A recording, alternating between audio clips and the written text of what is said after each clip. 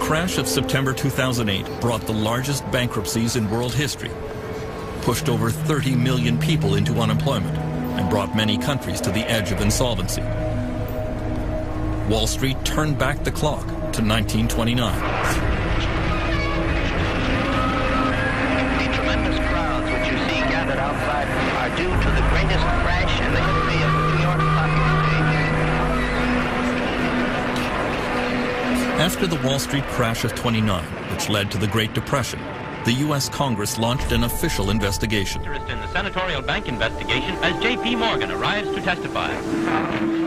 J.P. Morgan was among the business titans to be called to account by the Pecora Commission. Flash photography was introduced to heighten the spectacle.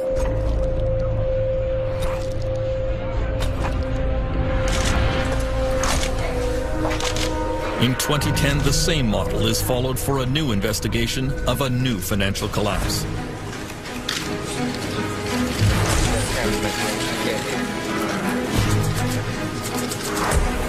Panel, ladies, photographers, move aside.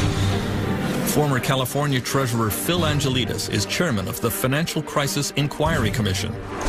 I'm honored to welcome you as we start this series of public hearings into the causes of the financial and economic crisis. He has taken sworn testimony from a parade of government and bank officials, trying to get to the bottom of what really caused the 2008 meltdown. The consequences of this financial crisis have been grim also. 27 million Americans who are either out of work, can't find full-time work, or have stopped looking for work. Millions who have lost their homes, and millions more who are in the foreclosure process. Trillions of dollars of wealth loss. I think one of our jobs is to try to rationally explain to people what the heck happened. People want to know. How did it all go so wrong? The key trigger of the 2008 financial meltdown was easy lending in the U.S. housing market. In an era of very low interest rates and reduced bank regulation, there was an astonishing building boom across the United States. In California, banks decided that virtually anyone could qualify for a home loan. Jim Kling has been a real estate agent in San Diego for over 20 years. Really, in 2004 and 2005, if you could fog a mirror, you could get a loan. That's how bad it was. They didn't really know or care about the qualifications of the buyers. And a payment on that. And whether those people could make those payments or not apparently wasn't much of a concern. Bills getting to be more than you can manage? Crossroads Mortgage has a whole range of solutions geared to people just like you. So if you're thinking of buying a home or refinancing? Even if your credit is less than perfect, AmeriQuest can help. Call 1-866. Banks began making what were called subprime loans to people who could ill afford to pay back the money, especially if house prices ever went down. The one man who could have stopped that practice was then U.S. Federal Reserve Chairman Alan Greenspan. For 20 years, the world's most powerful banker. Greenspan was revered in Washington. His power feared even by presidents. The Federal Reserve was the one agency that had the full authority to regulate subprime lending. And despite all the evidence, despite all the yellow and red lights going off, they chose not to. Staff reports. I mean, let me just ask you, would you put this under the category of oops? Should have done it? I mean, my experience has been, in the business I was in, I was right 70% of the time, but I was wrong 30% of the time. And there are an awful lot of mistakes in 21 years. And I would point out that the captain of the Titanic was 99% right and 1% wrong. It's the size of the mistake that matters. We now know that banks and mortgage companies were indulging in all sorts of fraudulent practices to pump up their mortgage business. Many of the loans were extremely complex and the terms hidden from borrowers. There were low teaser rates that would automatically reset to much higher payments after a few months. It was no accident that the most complex mortgages were sold to the least sophisticated buyers, especially in poor and minority neighborhoods like this one in South Central Los Angeles. So as you go about your daily work and your daily business, Congresswoman Maxine Waters has represented the district for 19 years in the U.S. House of Representatives. Information. You know, I've seen mortgages that were given to 70-year-old people who were on a fixed income, whose income was never going to increase, but that mortgage was going to reset within a few years. Where was that money going to come from? I've seen mortgages that I think are criminal. Angelo Mozillo was the undisputed king of the U.S. subprime market. He is called the Golden Boy because of his permanent tan and because at the height of the subprime real estate boom, he was making about $100 million a year. Everybody wanted to own a piece of real estate to get into the game. He became the darling of business magazines with a slew of fawning profiles of his rags to riches story. He always claimed that he was a friend to the poor and that his lending practices were helping scores of Americans attain the dream of home ownership. It's one thing for him to say that he was a friend to the poor, but in the final analysis, when you see that these poor people are now in foreclosure, now cannot get loan modifications, now ending up on the streets, then certainly that defies how he could have been, you know, a friend to poor people. Mozillo's company, Countrywide Financial, grew to become the biggest mortgage lender in the United States. Call Countrywide. We never stop thinking about what you need. And that makes home buying easy. Really. Countrywide was sold to Bank of America and almost immediately plunged in value.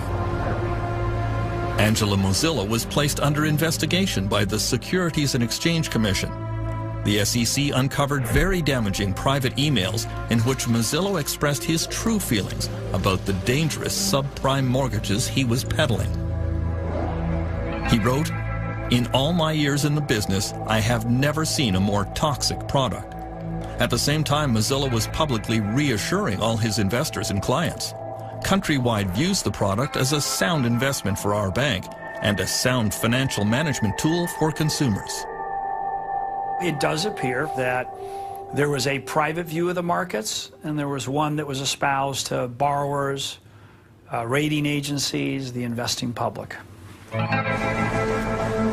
The SEC has now charged Mozillo with insider trading and securities fraud. Lenders like Angelo Mozillo really didn't care if people ever paid their mortgages because those loans did not stay on the mortgage company's books. Mortgages were bundled together with other loans from across the country and moved to Wall Street. There they were packaged up into complex new financial products. Bankers went wild for these financial securities that were really just stacks of IOUs. There was almost no government regulation of this market. It became a massive system of buying and selling these IOUs with fees being charged on each transaction. It was just all a way to make fees and to package up these streams of supposed cash flows and sell them off to investors. I mean, for a while there, anybody who touched a mortgage made money. It was like the most perfect product. I once had this view that when people started talking about toxic assets, that somehow they were like a good piece of fruit that had turned bad. Well, it turns out they were a rotten piece of fruit from day one. And all along the way, whether it was the broker, the lender, the securitizer, the market maker, everyone seems to have taken the view that they had no responsibility for the product that they were moving along in the system. That became, unfortunately, this cancerous material that was injected into financial institutions all over the world. One of the first places these toxic products landed was the financial district of London, England, nicknamed the City. There was a golden age here in the years before the meltdown. Garrett Anderson arrived in the city as a young trader in 1996. He had been a hippie selling trinkets on the beaches of India until his older brother found him a job in a London brokerage. I literally didn't know what the city was. I mean, I kind of was aware that there was a stock market, and I said, well, why? I mean, you have to wear a suit and things like that. And he said, I'll tell you why. It's quite simple. You'll have about £300,000 to £400,000 within about 4 or 5 years, and then you can go off and live the life you want to live. Since the selling of trinkets wasn't going down too well, I thought, why not? I had no idea about finance whatsoever. I didn't know what a PE ratio was. I didn't know what a yield was. When you're in the city, all you have to do continually is present a view and present it strongly and pretend you believe in it. It was all about schmoozing clients, taking them to strip joints, taking them to bars, getting that company credit card out and really giving it a bash. The wild atmosphere in Britain was brought about because Chancellor of the Exchequer Gordon Brown was easing financial regulation there. He called his new approach the light touch. We will advance if there is light touch regulation, a competitive tax environment and flexibility. Well, Gordon Brown light touch was an effort really to make the City of London the world's greatest financial centre. And it meant giving the financiers, giving the bankers a very free hand in the marketplace. Paul Martin was Canada's finance minister in those years. He says deregulation came about because of a competition between New York and London to become the financial capital of the world. The race to become #1 was very, very important. But how do you attract the financial industry? Well, the most logical way is what they call regulatory arbitrage, which simply says, let's gut the regulatory system, and therefore more people will come. But the prevailing culture was one that the markets always go up. It was an easy way to make money, drinking champagne, fat cat analysts. It was a joyous time. Everywhere you looked, there was great big new offices being put up, statues being put in the forecourts, people building great monuments to themselves in terms of the buildings they occupied and the way that they behaved. By 2004, Geraint Anderson was making a salary of $300,000 a year, plus an annual bonus of $700,000.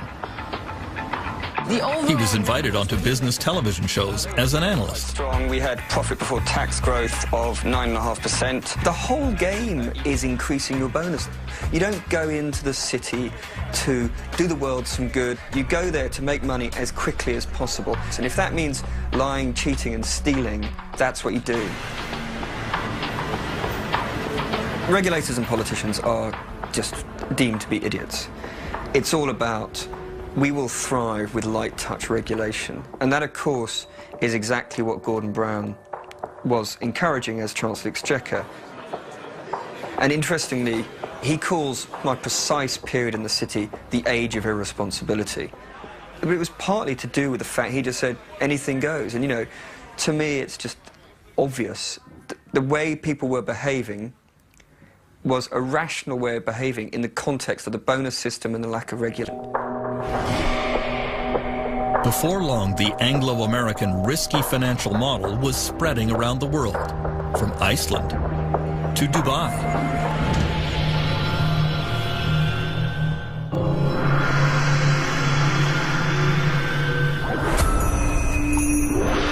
If one country could be the microcosm of everything that went wrong in the years before the meltdown, Iceland is it.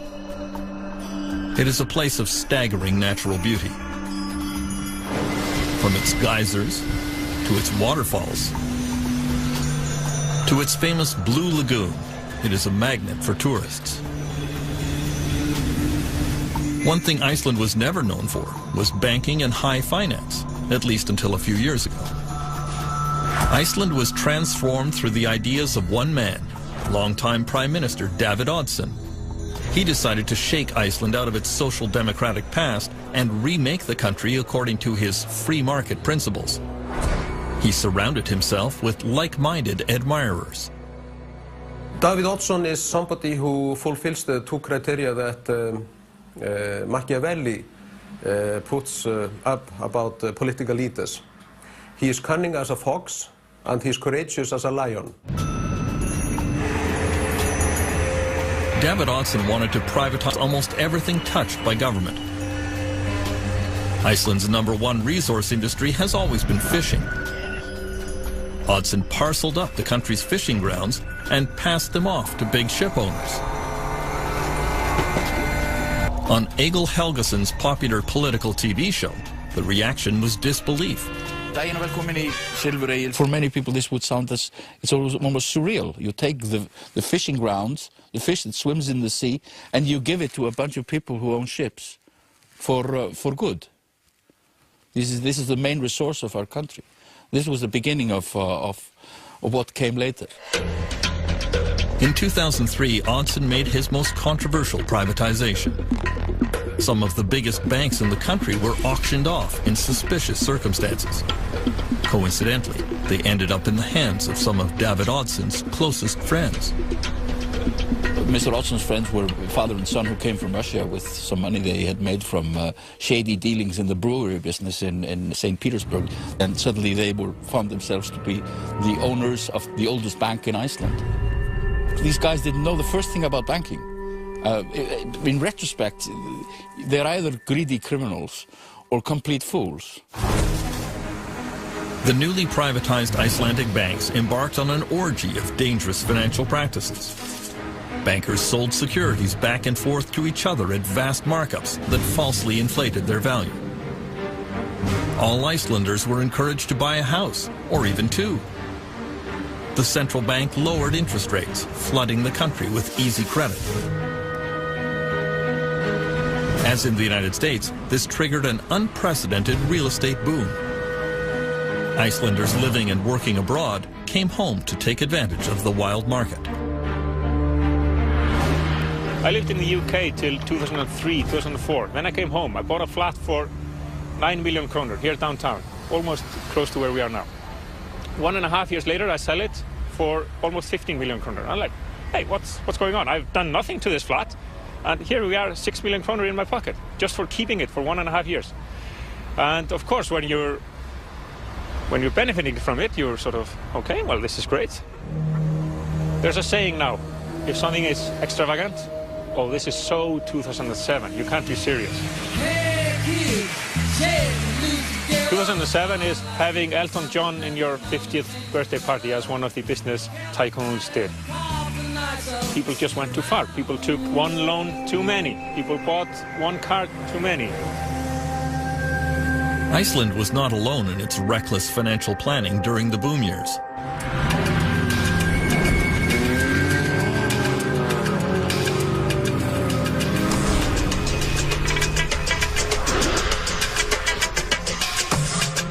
The world champion of the global real estate bubble was surely Dubai in the United Arab Emirates. Money was no object, as every local sheikh and every booming company competed to see who could erect the most ostentatious building.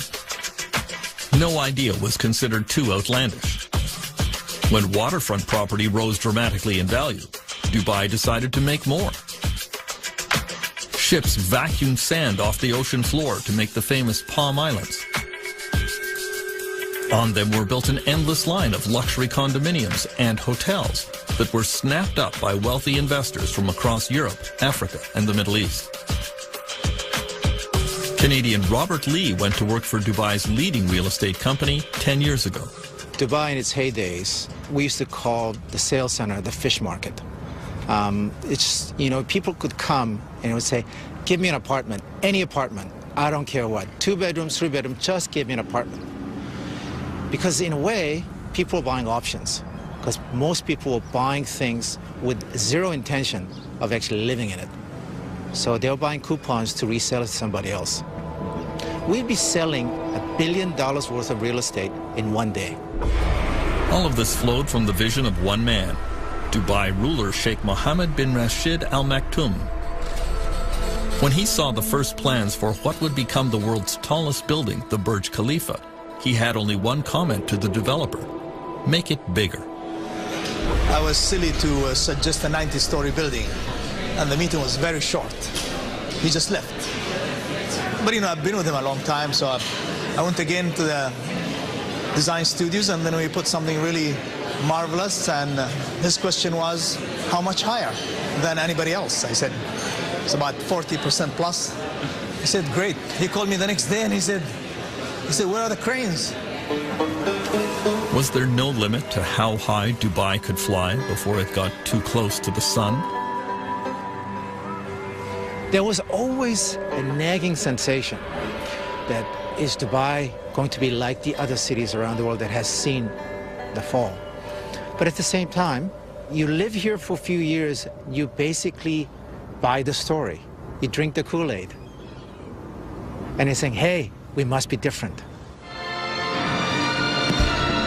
While Sheikh Mohammed apparently believed that the party could go on forever, some began to wonder when the global real estate bubble would burst and what would set it off.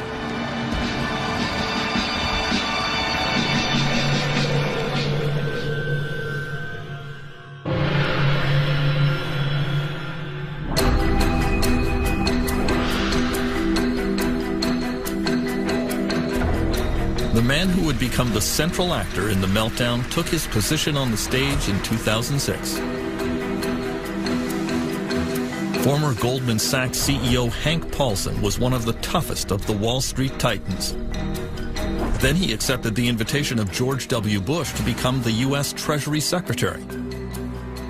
It was a controversial choice. Paulson was not universally loved on Wall Street. He was probably the nastiest guy of all of them. They used to call him the snake. And this is coming from the Wall Street executives themselves. No, you know, you really can't believe everything he tells you. The reason why they didn't like him is because they couldn't trust him. Hank Paulson's aggressive, combative style came as a bit of a shock in government circles. This is a guy who would go through a brick wall to achieve his objective. Leopard doesn't change his spots. I mean, you know, why do scorpions sting? They sting because that's their nature. And, you know, Hank Paulson didn't change his nature when he went to Washington. Shortly after Hank Paulson arrived in Washington, the prices of California houses began to slide. Sales of existing homes are down a full 12% from just a year As prices dropped, overextended homeowners threw more properties onto the market, triggering a downward spiral. Hank Paulson called me and started talking to me about subprime mortgages in the United States. There was a general consensus that there was too much credit and too much money sloshing around globally. We had had discussions about where this excess credit was likely to show itself, and it was showing itself in subprime mortgages in the United States, and that it was a large problem. Ça devrait se faire à partir de 14 heures. Although few seemed to realize it, the world was now infected with the toxic financial products that depended on the U.S. real estate market. It was inevitable that someone somewhere was going to blow the whistle and question what these financial products were actually worth.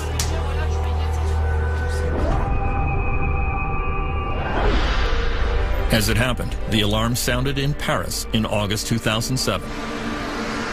The giant French bank BNP Paribas discovered that many of its investment funds were filled with toxic U.S. securities. They stopped all withdrawals from those funds. It was a little bit like an old-fashioned movie where the bank president locks the door and tells people they can't get their money. It doesn't exactly make you feel good about the world. At the Ministry of Economic Affairs in Paris, the BNP Paribas decision triggered immediate crisis meetings, convened by Finance Minister Christine Lagarde.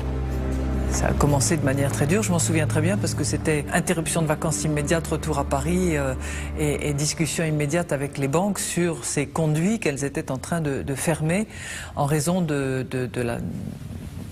début de fissure dans l'édifice financier.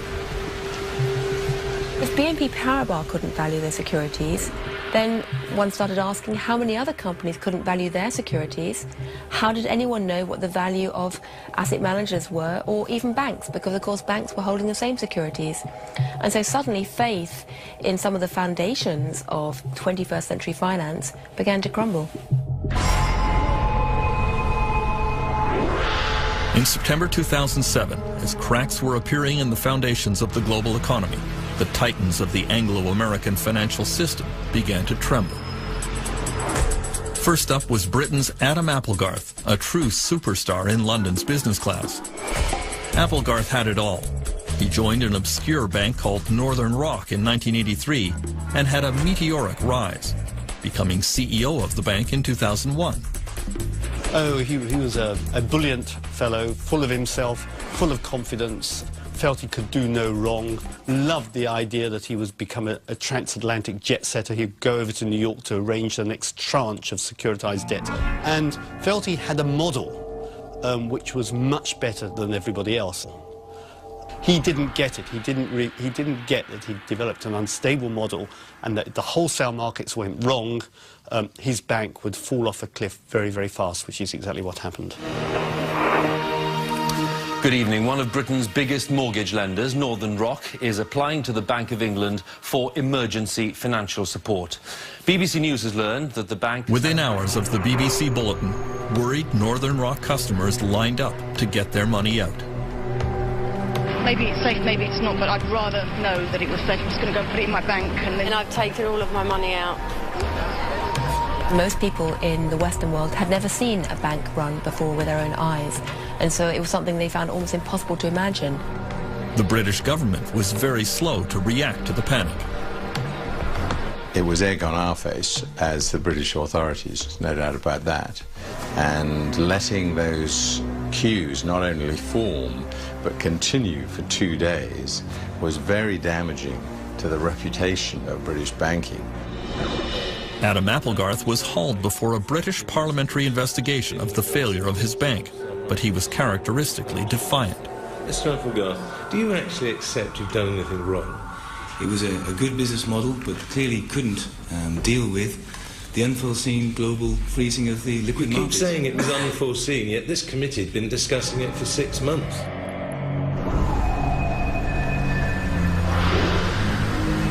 The Northern Rock crisis in Britain could have been taken as a serious warning on Wall Street, but it was not. I think people saw this as that's happening over there, that's not happening here. I think that the sense of interconnectedness was not realized until the very last moment. Wall Street did not really start paying attention to the growing international crisis until one of its own megastars began wobbling in orbit, the flamboyant head of one of America's oldest and biggest banks.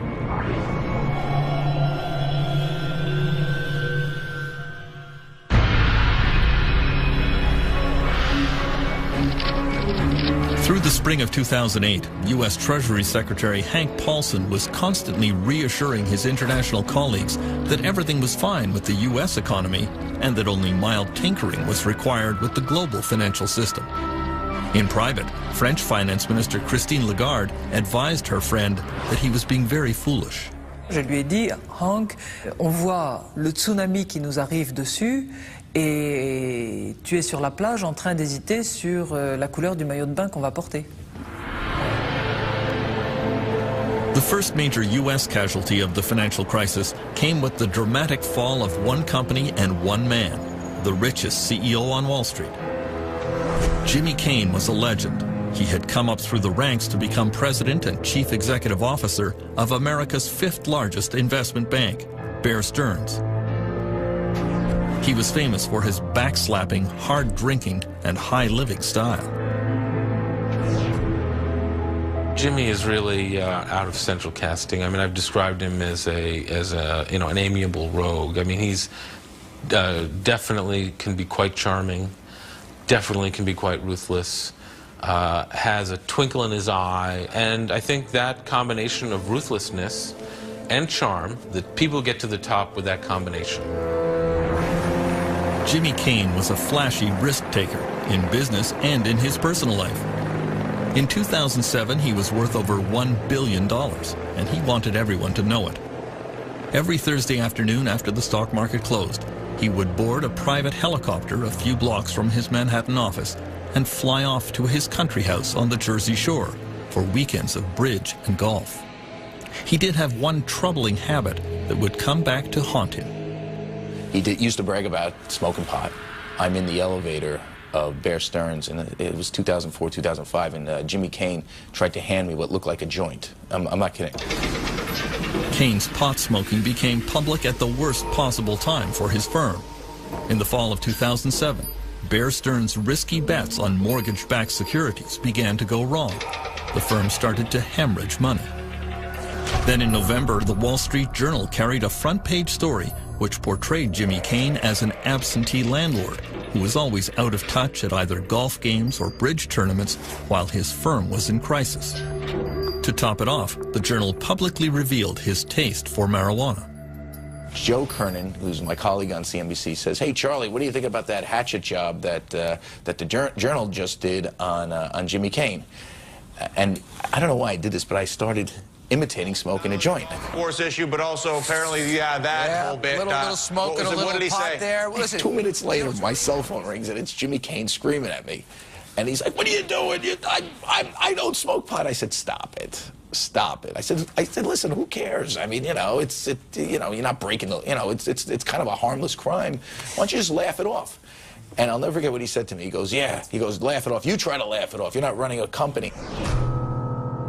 Jimmy had made a lot of enemies on Wall Street. It was a very competitive Darwinian place. If they smelled, chum in the water, the sharks are going to circle.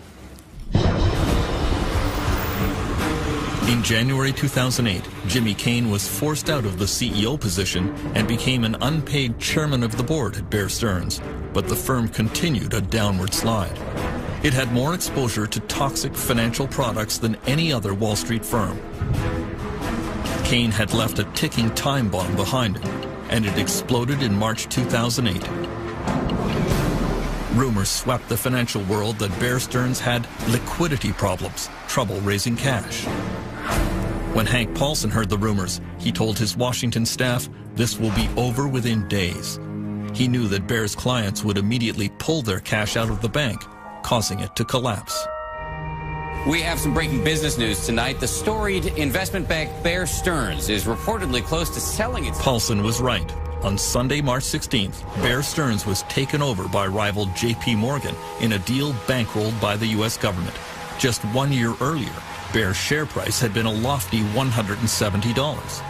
Get this, it's valued at about $2 a share in this deal. $2 a share just last year. People thought it was a typo. Bear stock had traded, what, in the 30s or 40s? Closed in the previous Friday, and so, the idea that it would be worth $2 a share was impossible to fathom. Okay, can I ask you one question? No. Do you think that in May 2010, when Jimmy Kane was summoned before the Financial Crisis Inquiry Commission to account for the collapse of his bank, he seemed to suggest it had nothing to do with him. Kane presented Bear Stearns as a victim of market hysteria. The market's loss of confidence, even though it was unjustified and irrational, became a self-fulfilling prophecy. When I hear a lot of the people who come before us, I'm struck by the extent to which all the fingers point away from themselves. And I'm struck by the extent to which so many people on Wall Street somehow do not draw a correlation between the actions and activities and the risks they were undertaking and the crisis that occurred. Most world investors took exactly the wrong message from the bailout of Bear Stearns, that some banks were now considered too big to fail. The key message that emerged after the Bear Stearns bailout was that no matter what happens, the American government, and in fact it was presumed the European government, will not let a big bank go bust. For some on Wall Street, it was obvious that the next domino to fall would be America's fourth largest bank, the venerable Lehman Brothers, run by one of the most feared and ruthless men in the United States.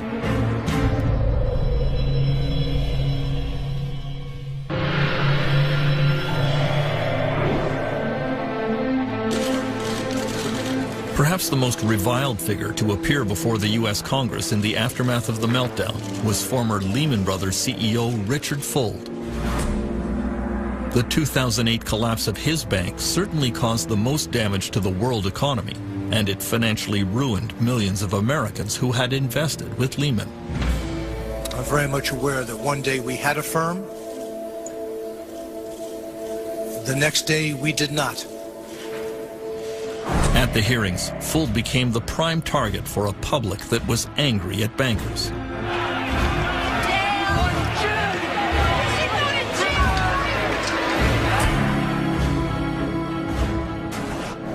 Dick Fuld had spent his entire career at Lehman Brothers, starting at the bottom and clawing his way up the ladder.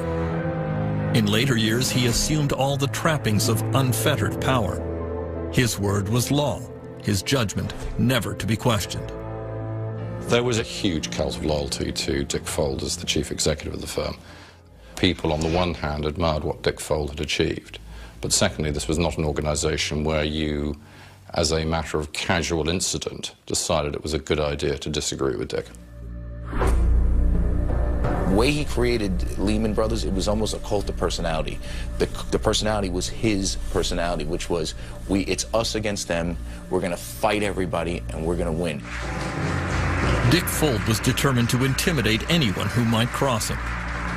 In this internal Lehman UK video, he was angry that some traders were driving down his stock price. But what I really want to do is I want to reach in, rip out their heart, and eat it before they die. I think in the tape there's a sort of nervous laughter in the auditorium.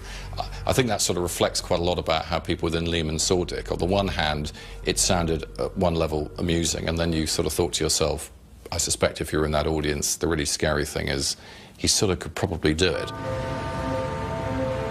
Lehman Brothers entered its death spiral on September 11th, 2008. The stock was plummeting. Dick Fuld was advised that it was time for a fire sale of his corporate assets, but he resisted. Telephone records show that U.S. Treasury Secretary Hank Paulson spoke frequently with Fuld, but he felt his message was not getting through. He was definitely exasperated with Dick Fuld. I think everybody was. He seemed to be unable to recognize the gravity of the situation his firm was in and unable to do the things that were needed. On Friday, September 12th, Hank Paulson decided that it was time for drastic action to save Lehman Brothers, but he did not want to authorize another government bailout. He flew to New York on his private jet and summoned all the Wall Street CEOs to an emergency meeting at the New York Federal Reserve Building. You know, the fire alarms are going off. The tornado siren is going. And so when the chief of police and the chief of the fire department says we need the heads of all the major employers in our town to come together to come up with a plan, you come. At 6 p.m., Hank Paulson started that secret meeting with America's leading bank CEOs. Jamie Dimon of J.P. Morgan, Lloyd Blankfein of Goldman Sachs, John Thain of Merrill Lynch, and John Mack of Morgan Stanley. I began working on a plan.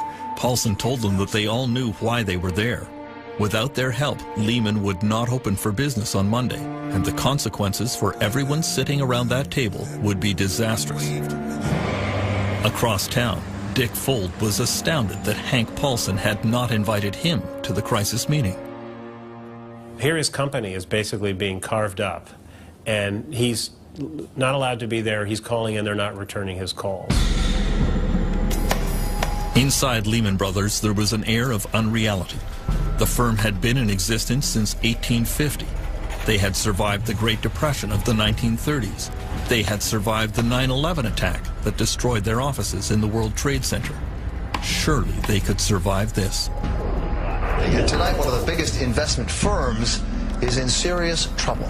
Lehman Brothers with a Lehman Brothers stock has been plummeting along with confidence in its ability to survive. These people have been through it before. They were going through it again. Do you know what? The rest of the world hates us, but that's okay because we're going to emerge on top here. And I believe that was what was persisting at Lehman Brothers right until midnight on the famous weekend. I don't think anyone really at the senior management believed it was going to happen. On Sunday, the bankers finally came up with a private sector plan to save Lehman Brothers. The company would be divided in two. The solid assets of Lehman would be purchased by Barclays, a British bank. The American bankers agreed to take over the questionable parts of the company. Just as everyone was about to celebrate, word arrived that the British government would not approve the deal. Hank Paulson placed an emergency call to British Chancellor Alistair Darling, but couldn't budge him. I understand Hank Paulson's problem. He had to sort out Lehman's problem, and the conversations we had were very amicable, and we understood each other's position. But I was quite clear. I could not agree to something where the British taxpayer was taking on a liability that people didn't fully understand. Paulson hung up feeling deflated and frustrated. He announced to everyone in the room, "The British screwed us." objectively, this deal was never going to happen. And the most striking thing about this whole story is how little effort the Americans gave to talking to the British authorities until literally the last minute. Paulson knew Lehman's failure would bring financial catastrophe. Millions of people around the world would lose their savings and pensions. At this moment of maximum tension, Hank Paulson had a panic attack. He slipped out of the room and called his wife. I just said, Wendy, Lehman Brothers is going to fail, and it's going to be very bad, and a lot of people are looking to me, and I don't have all the answers, and I'm afraid, would you pray for me? This has been an historic Sunday on Wall Street, and it's not over yet. At this hour, the Lehman Brothers Investment Bank appears headed toward bankruptcy. With $613 billion in debt, Lehman is by far the largest bankruptcy ever in this country, dwarfing... On the sidewalks of New York and in investment houses around the world, there was a rising sense of panic. One who felt it was Mohammed El Arian of PIMCO in California, among the world's largest institutional investors with $1 trillion under management. I remember calling my wife and telling her, go to the cash machine, take cash out, because I'm not sure whether the banks are going to open tomorrow. There was a feeling that the system was incredibly fragile, that the unthinkable was clearly thinkable. Lehman Brothers officially declared bankruptcy at 2 a.m. There was widespread fear that could trigger a chain reaction that would take down the world banking system. At the New York Federal Reserve, then President Tim Geithner told his staff to prepare for the crash landing of Lehman. He told them to put foam on the runway. The problem is they didn't put nearly enough foam on the runway, and there were all sorts of unintended consequences. The ripples that they anticipated turned out to be a tsunami. The tsunami unleashed by the crash of Lehman Brothers would sweep around the globe, destroying millions of jobs and wiping out the economic future of entire countries. Protests rocked world capitals, from Reykjavik to Beijing to London.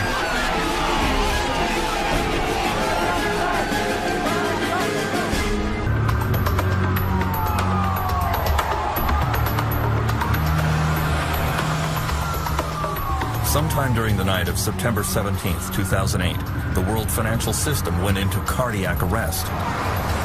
The failure of Lehman Brothers, the largest bankruptcy in U.S. history, had sent financial markets into a tailspin. The New York Stock Exchange had its biggest one-day drop since the 9/11 attack. Markets from London and Paris to Shanghai fell in lockstep. Russia suspended all trading. In an epidemic of fear, the world's major banks stopped lending money and accepting collateral from each other. The next morning, at precisely 10:15 a.m., President George W. Bush stepped out of the Oval Office to try and reassure the public. The American people are concerned about the situation in our financial markets. I've canceled my travel today to stay in Washington and consult with my economic advisors. Bush convened that emergency meeting in the White House Roosevelt Room. According to notes, U.S. Treasury Secretary Hank Paulson told the president that the United States was on the edge of a total financial meltdown. He said, if we don't act boldly, we could be in a depression deeper than the Great Depression. Paulson had also warned, this is the financial equivalent of war, and we're going to need wartime powers. There was a moment, I think, in this country where, at least for several days, the de facto president of the United States, actually, was not President Bush, but it was an unelected gentleman from Wall Street named Hank Paulson. Over the last 2 years, Hank Paulson has been summoned before numerous congressional investigations of the meltdown. Everyone realizes that the ruthless former CEO of Goldman Sachs played the leading role, and everyone wants to know why he did what he did. He was supposed to be the main free enterpriser in the Bush administration, but he ended up overseeing the greatest government intervention in the economy since the Great Depression. All investigations go back to his key decision in September 2008 the decision to allow Lehman Brothers to fail. In the White House on that Monday, Hank Paulson seemed almost flippant about the catastrophic bankruptcy. Good afternoon, everyone, and I hope you all had an enjoyable weekend.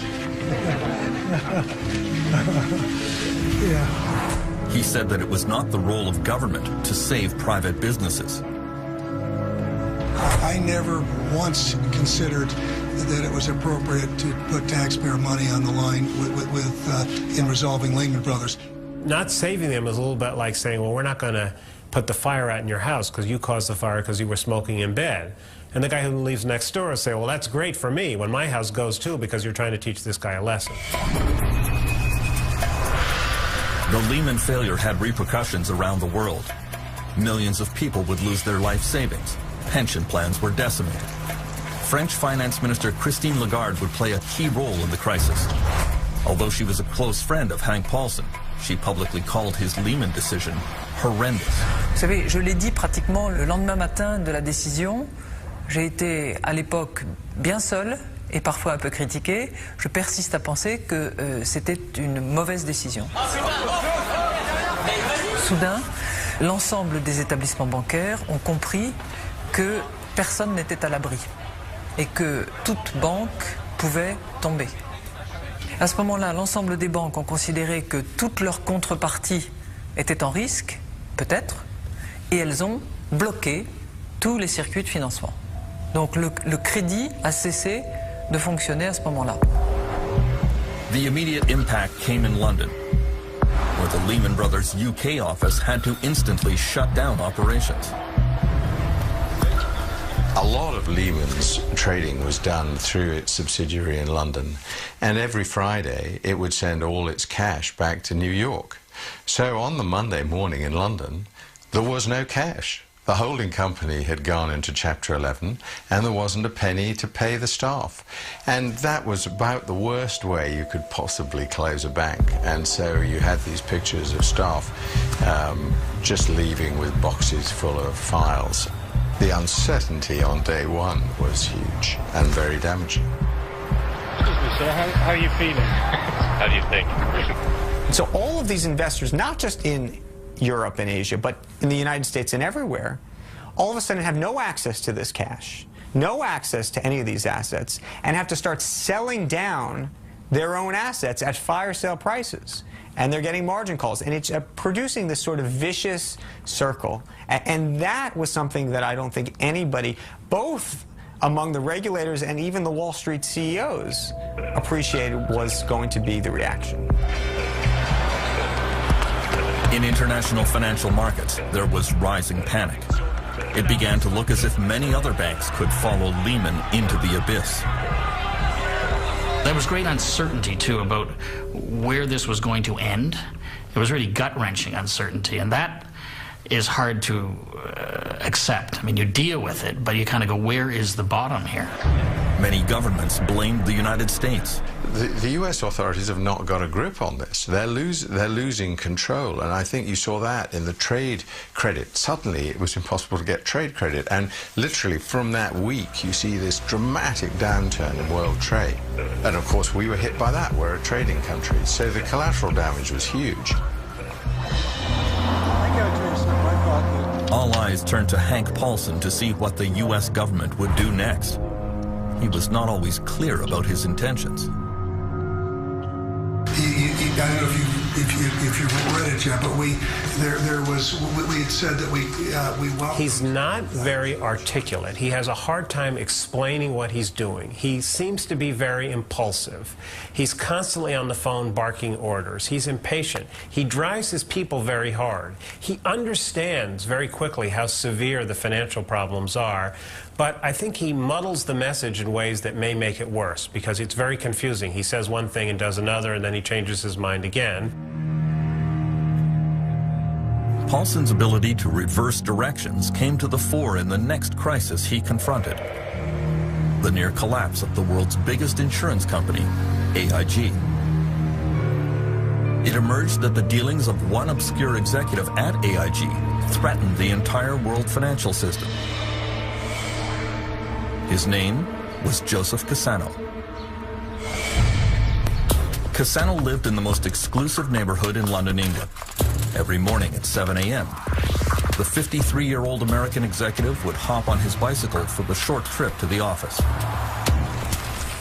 He may have dressed like a bike messenger, but in fact he was the head of the financial products division of AIG.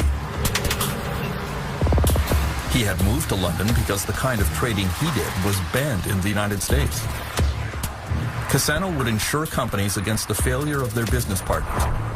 It was a very risky thing to do. But in conference calls with investors, he claimed that it was a no-lose proposition.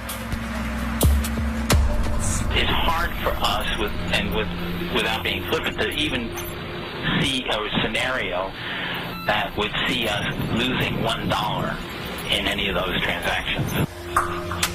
Joseph Cassano's bet was that a lot of banks and mortgage companies around the world could never fail all at once. Of course, the downside was that if for any reason those products started to misperform, if the housing market crashed in a way that people hadn't seen in living memory, then of course AIG would face a very big bill. But Cassano, like many traders, didn't worry too much about that. And the terrible truth was that inside AIG, very few people other than Cassano himself and his particular unit had any idea what AIG Financial Products was up to. In September 2008, when many banks around the world began collapsing, Cassano's risky insurance scheme pushed AIG to the edge of bankruptcy. Hank Paulson was quick to deny that he had any intention of stepping in to save AIG. The truth was that the company's desperate financial situation came as a complete shock to the Treasury Secretary and all regulatory agencies in the United States. Total surprise, which is a complete indictment of the financial regulatory system. How can you be surprised by something that is so big and so dangerous that if it gets in trouble, you have to spend hundreds of billions of taxpayers' money to put it out of its misery? Nobody knew just how big a casino AIG was running. Reality was that AIG was such a monstrous creature with tentacles in so many parts of the financial system that if you had let AIG go down, you really would have been risking dragging the wider Western financial system with it. In the end, Paulson bowed to the inevitable and saved AIG with $85 billion of taxpayer money. Well, I think there was this sense of shock that AIG was being saved. I think also a sense of relief. I do think that at that point, people didn't realize how bad things really were, but thought that, boy, if AIG went, we would be in a lot more trouble. Can I ask you a question, please? Joseph Cassano was fired by AIG, but he walked away with $315 million. Sorry, we have no comment. Thank you.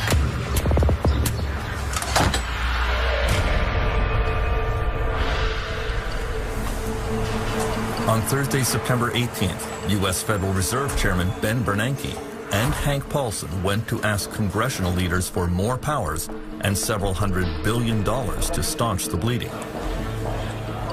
The meeting took place in the office of the most powerful woman on Capitol Hill, House Speaker Nancy Pelosi. Good evening. I'm very pleased to welcome the Democratic and Republican leadership of the House and Senate, as well as the... Bernanke speaks first. And, you know, Fed chairmen are usually kind of careful about predicting doom and gloom, because if they say they're going to be showers, everybody assumes it's going to be a hurricane. And he comes in and says, it's going to be a hurricane. He says that if you don't put some money up, taxpayer money to bail out the financial system, we'll have another Great Depression.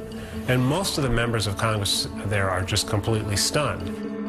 Harry Reid, the majority leader, the senator from Nevada, says to him, well, how long do we have? And Bernanke says a couple of days. And Harry Reid says, the Senate of the United States does not flush a toilet in a couple of days. They really thought they were staring at the economic abyss. That's what was in front of them. And, you know, we focus so much on Lehman Brothers and AIG, but it was those next dominoes. It was Morgan Stanley going. It was Goldman Sachs going next.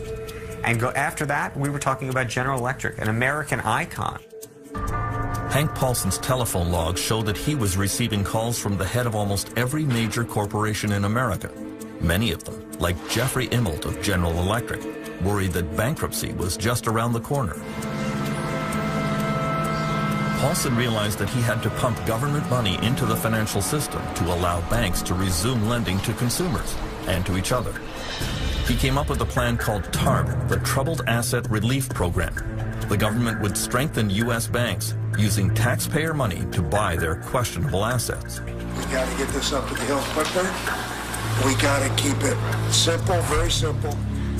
The proposal was not well received. Hank Paulson, who wasn't very good at dealing with Congress at the best of times, turned up with a very thin proposal of a similar kind to recapitalize the banks, but it wasn't well prepared. It was only 10 pages long, whereas most bills in Congress are 700 or 800 pages long. There was no account about how the money would be spent, and Congress turned down the plan. They didn't like it.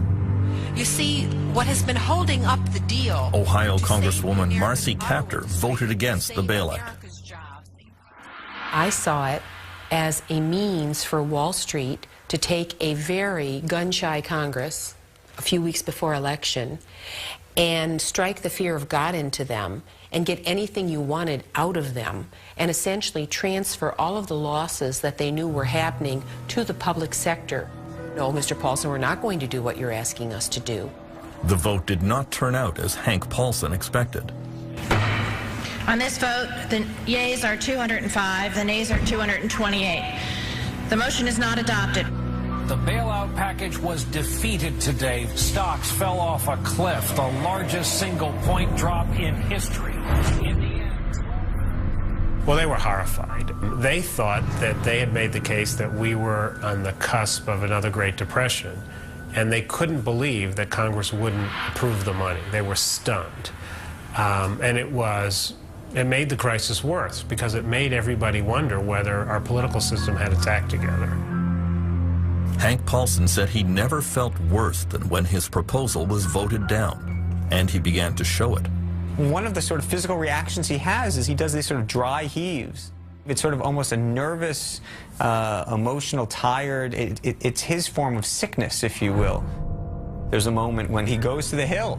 He's trying to convince these congressional members to pass TARP, and that evening, you know, they bring him a trash can, and then they say, should we get the, you know, the congressional doctor to come? And he says, no, this happens to be a lot. Paulson's international colleagues could see that he was under enormous pressure. Il a été sous des moments de stress exceptionnels, sans aucun doute. J'ai le souvenir précis d'une conversation téléphonique que je souhaitais avoir avec lui sur AIG et où il m'a dit je prends ton appel mais j'ai 15 secondes. Et je veux bien le croire. On était dans des périodes de temps extraordinairement courts pour des enjeux énormes. Ben Bernanke and Hank Paulson warned congressional leaders that if they did not get sweeping new powers and $700 billion, there was a serious chance of another Great Depression. In the end, they got the powers and the money, but the signs of depression started appearing anyway.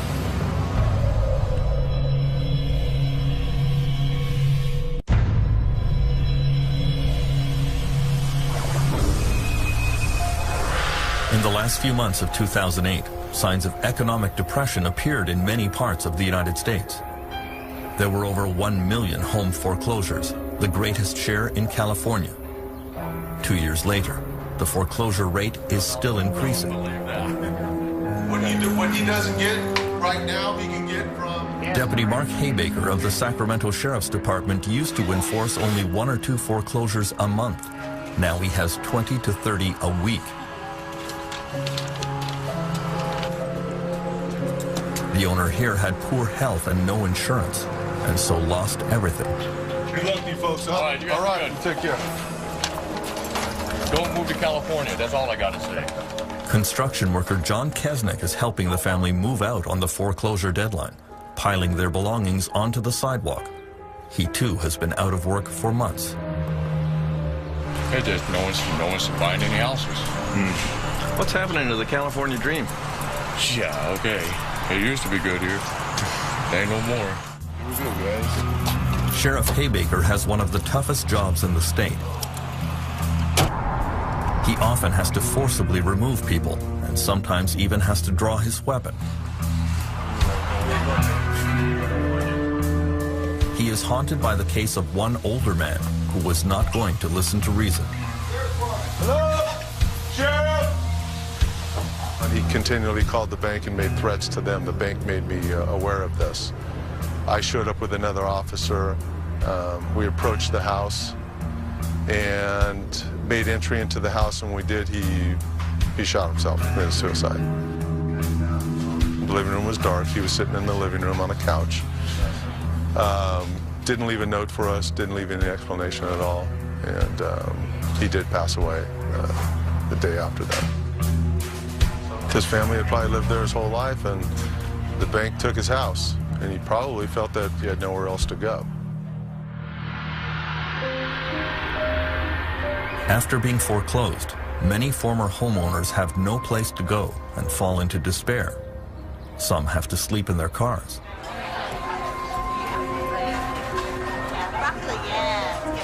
Single mothers Nicole O'Connor and Audrey Schreibner have just found places in the St. John's Women's Shelter in Sacramento. Both had been living in their cars for weeks with their children. Audrey has also been battling cancer. I've been working since I was 15, so I have a lot of history, but physically I'm just not up to it, right now. And so for the month before I came here, me and the two kids were living out of my van. Yeah, and that's scary. Not many places you could park a car overnight. Being a woman by yourself. You've got security running around going, you're not supposed to park here. It's like, well, where are you supposed to go? And you're single woman, pregnant, 7 months pregnant, and you're like, where do I go? Where do I go? I'm not used to living on the street because I didn't know where to turn. You just cry. You're in a small van, and you just want to cry all night, and you just don't know where to turn. Under government pressure, California banks and mortgage companies hold events like this one in San Diego. Homeowners facing foreclosure are offered one last chance. They line up to talk one more time with bank officials, but there is little room for negotiation. It is exasperating for homeowners like Jack, who did not wish to provide his last name. They don't do any favors for anybody. It's all about money. They don't care about people. They can send them home, make them homeless, put them in the street. They don't care if they're elderly, disabled, people who lost their jobs or had a health condition or mental health condition. They could care less. They could care less. It's only in America. Rob or feed the rich. That's how it is in America. The actions of banks during the financial crisis raised the ire of many U.S. politicians. They don't return your phone call, or they put you through so many hoops that you get so confused that you just give up. And that's the whole idea. Wear you out. Make it confusing, make it very intimidating, and you'll walk away. And then someone else ends up owning that property, not you. So you've lost everything that you've invested in. The gentlelady from Ohio rise. Marcy Kaptur went to the U.S. House of Representatives and told Americans to fight back against foreclosures, even by resisting the sheriffs. What I'm telling people right now is stay in your homes. If the American people, anybody out there is being foreclosed, don't leave. You be squatters in your own homes. Don't you leave. In Ohio and Michigan and Indiana and Illinois and all these other places where our people are being treated like chattel. I would venture to say well over 75% of the people that get these notices from lending institutions have no clue about how to defend their own interests legally. It's a tragedy. On Monday, October 13th, 2008, as the U.S. economy was spiraling downwards, America's top bank CEOs were summoned to an emergency meeting at the U.S. Treasury building in Washington. News cameras caught fleeting images of the arrival of Jamie Dimon of JP Morgan and Lloyd Blankfein of Goldman Sachs, John Thain of Merrill Lynch, and John Mack of Morgan Stanley. It was a holiday weekend, and the purpose of the meeting was kept secret from the participants. David, it's Hank. U.S. Treasury Secretary Hank Paulson had decided the time had come for radical action. He intended to launch a virtual government takeover of the U.S. banking system by making direct government investments in all major banks. he knew that many bankers would be reluctant to accept. Paulson has a problem, which is basically the government of the United States can't force the banks to take this taxpayer capital. He wants them to take it because he wants to put capital into the weakest banks, and he wants the financial system to have more capital, because if it doesn't have more capital, it's going to shrink, and that's going to hurt us all. So he has to use his forcefulness to make them feel like none of them have a choice. And he does. The bankers knew that if they accepted the money, they would also have to accept a lot more government interference in the way they ran their businesses, right down to the size of their bonuses, something they desperately wished to avoid. In the end, each of the 9 CEOs present signed a hastily drafted single sheet of paper. $10 billion of government investment for Merrill Lynch, $10 billion for Goldman Sachs, $25 billion for JP Morgan, $250 billion in all. To Hank Paulson's own surprise, they capitulated much more quickly and easily than he ever imagined. Literally by 4 or 5 in the afternoon, it was done. Nice sit there, buddy. Try not to steal any more money. The biggest welfare check in history had been paid to Wall Street.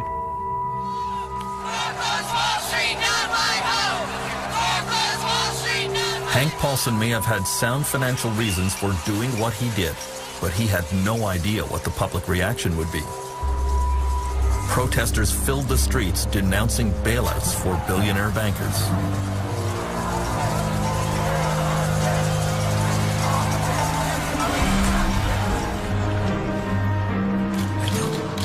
Paulson is still under fire for his handling of the financial crisis. At congressional investigations, he is pressed about what exactly U.S. taxpayers got for their billions of dollars. Ohio's Marcy Kaptur is determined to hold him to account. Well, you know, I wish you'd gotten a better deal for the taxpayers. You certainly got a good deal for a lot of your former clients. I think if you look at what the taxpayer is going to make on a number of these companies, it will have been good. But the biggest advantage to the taxpayer is what didn't happen, and that we did not have a collapse. We did not have double the number of foreclosures in Ohio. And oh, they're happening, Mr. Paulson. You ought to come and visit us in Ohio and see the results of your handiwork. Well, I know how terrible it is. I'm just telling you it would have been worse. That's your best argument. That's not good enough. You probably don't agree there was a crisis. I agree it was a crisis of your making for very... The gentlewoman's time has expired. The economic collapse of 2008 quickly spread to Europe, and so did the rage against bankers and politicians.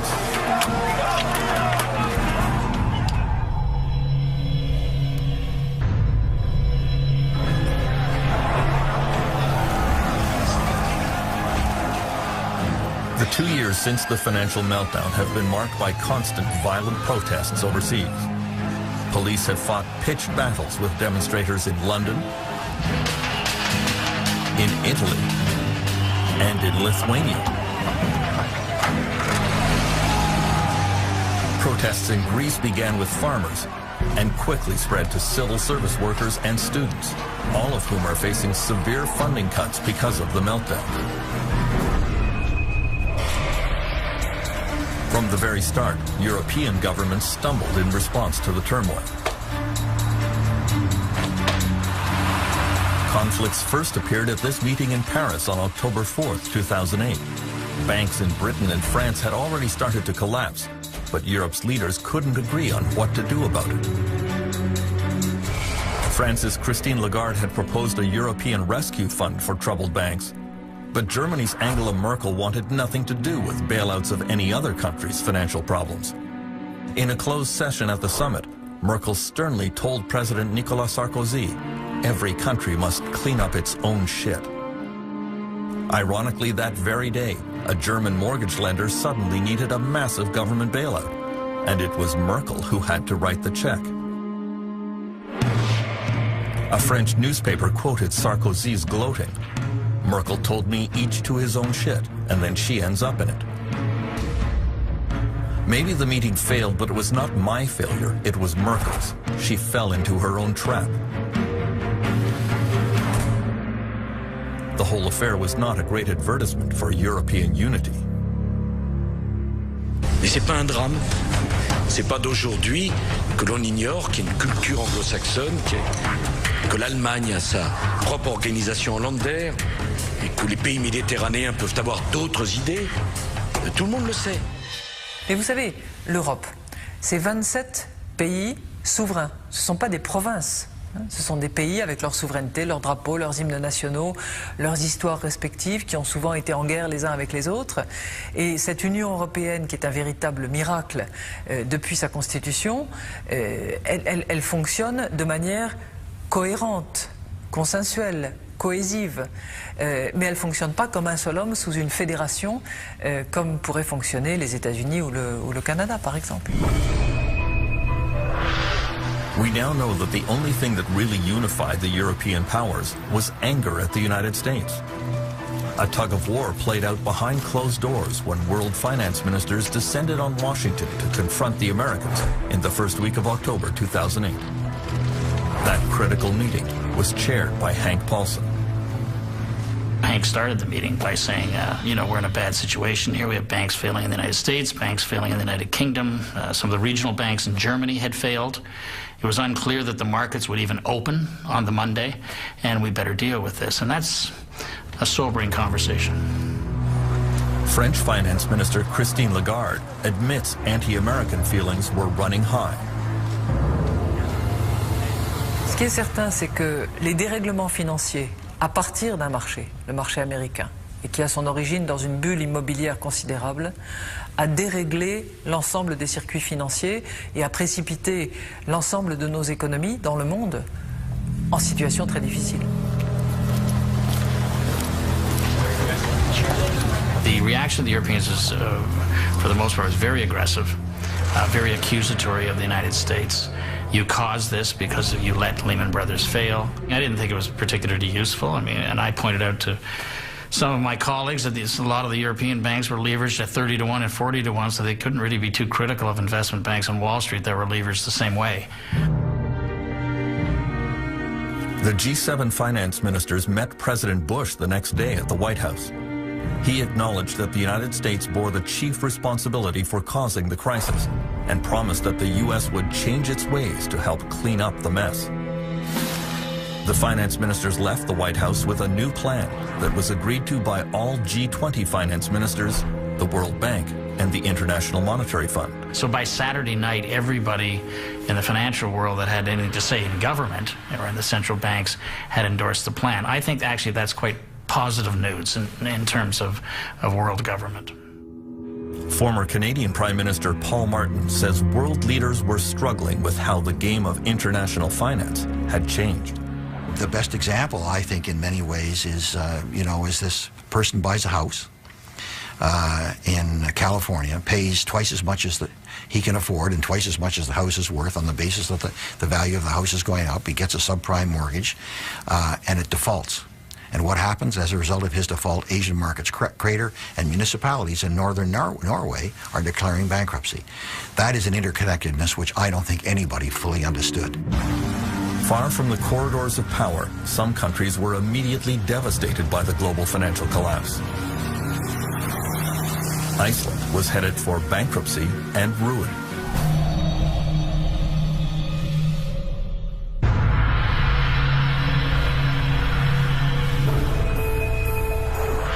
During the meltdown, the worst international dispute over money came between Britain and Iceland. Iceland flew higher and crashed harder than almost all other countries. In the boom years, Iceland had privatized its banks. The new owners embarked on a binge of questionable financial practices.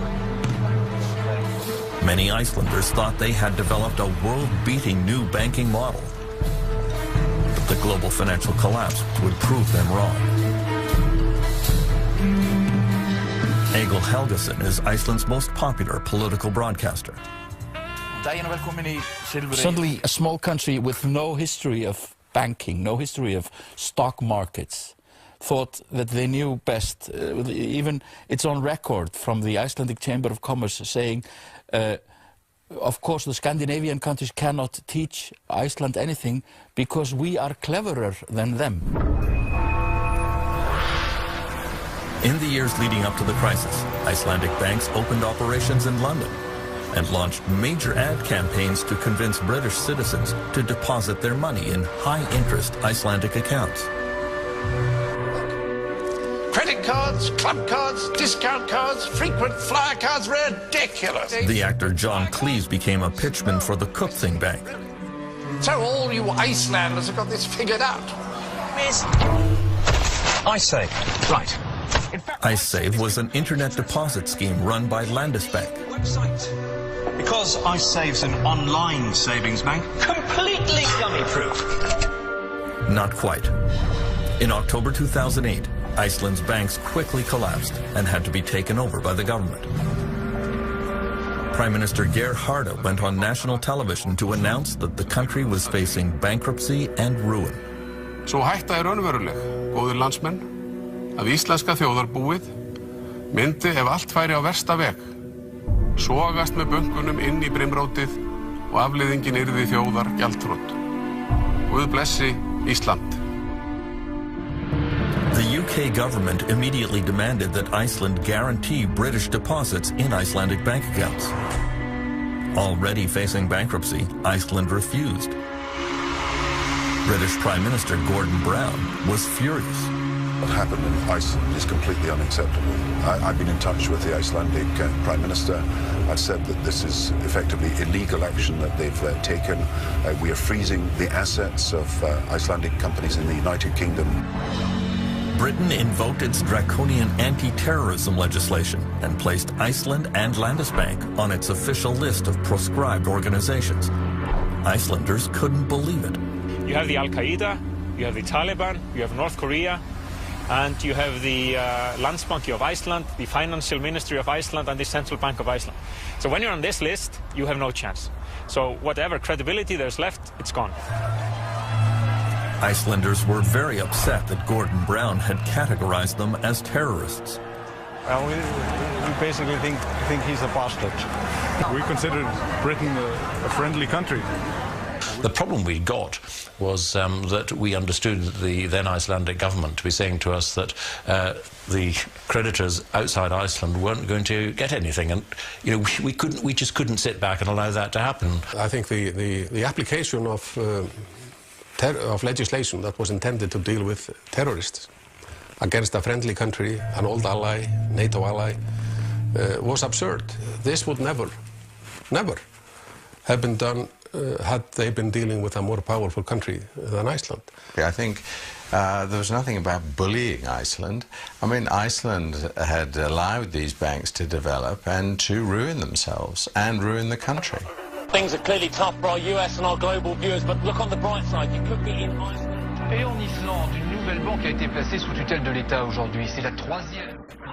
The financial system there teetered on the brink of collapse today.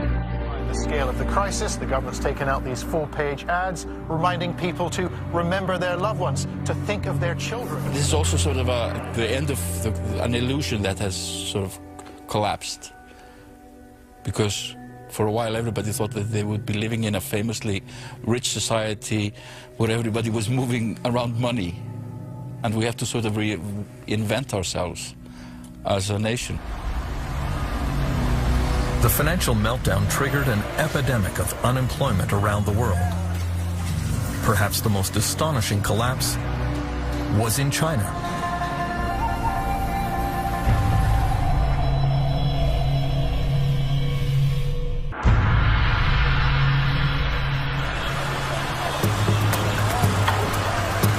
The interconnectedness of the world economy became starkly apparent in late 2008 in China. Shaoxing is China's textile capital and was among the first places to be hit by the full impact of the global financial crisis. The story begins with Tao Shulong, the millionaire owner of this textile plant in Shaoxing. Tao's factory employed 4,000 workers in an industrial compound that covered the size of several football fields.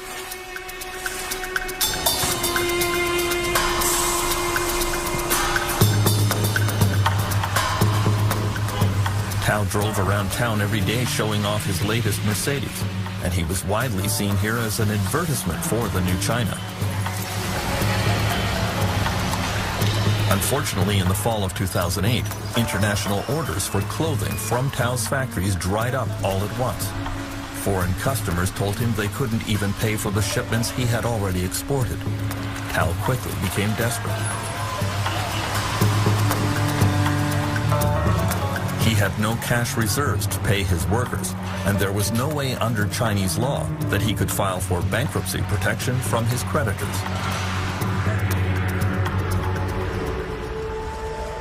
And so late one night in October, Tao sold his Mercedes, burned the financial records of his companies, and disappeared into the night.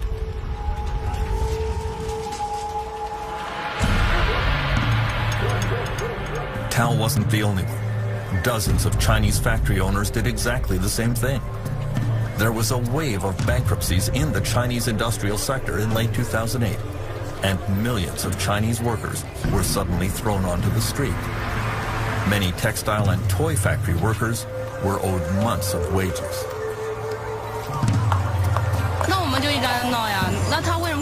We just want to be paid what we deserve, and we are not asking for anything that we do not deserve. The thing to remember about Chinese industry and Chinese companies is that they're highly reactive and responsive. You think these are companies that can turn around a toy design and make it an export before Christmas, sometimes in a matter of weeks. And they're exactly the same. When orders start falling off, they close very quickly. And there is sort of instant reaction to lack of profitability, which is fire all the workers. It's a very brutal form of capitalism. Someone got on the roof to jump, this woman says, but the police just said, go ahead. Other workers reveal they haven't eaten for 2 days. Han Dongfang is a labor activist in Hong Kong who hosts a hotline radio show devoted to workers' rights. He says China's labor unions were of no help to the laid-off workers because those unions operate as virtual branches of the government. They never thought how to represent the workers, how to help the workers. So therefore, everything they react in a way that the workers don't really need. By Christmas 2008, there were an estimated 15 million unemployed workers in China. Thousands of factories had closed suddenly. Demonstrations broke out in several cities. Some police cars were overturned. Millions of angry workers demonstrating in the streets is about the worst nightmare for China's communist government. The interesting thing is that the Communist Party was extremely worried that that might happen. And it's always worried because its legitimacy, the legitimacy of the Communist Party of China, depends absolutely on delivering economic growth. And if you talk to Communist Party officials, they will admit that. They'll say, look, if we don't deliver economic growth, there's nothing else, because we're clearly not really communist anymore ideologically. We have an essentially capitalist economy. And if we don't make it work, then we are the ones to blame, and therefore we have to keep delivering economic growth. So they're very sensitive about any form of unrest. The 2008 demonstrations echoed the notorious Tiananmen uprisings of 1989, when Chinese citizens lost their fear of dictatorship and stood up to the communist government. Han Dongfang was a leader of the Tiananmen protests, but speaking from experience, he urged workers not to participate in the violent demonstrations of 2008. One of the lessons I learned from 1989, the huge, massive street action, looks powerful, yes, but after the crackdown, everybody disappeared. We're human beings, and we have fear in front of machine guns. Even 1 million people in the street continue for 3 days. That power is not really reliable. The Chinese Communist government quickly suppressed the demonstrations there.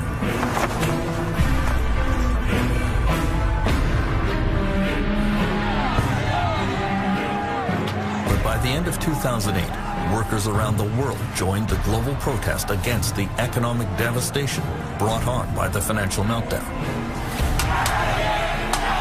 In Iceland, demonstrators pushed for the overthrow of the government. In France, some bosses were kidnapped and held hostage by angry employees.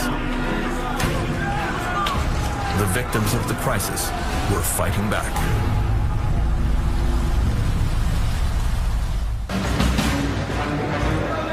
The years since the 2008 collapse have been marked by demonstrations around the world. Owing to the loss of an estimated 30 million jobs.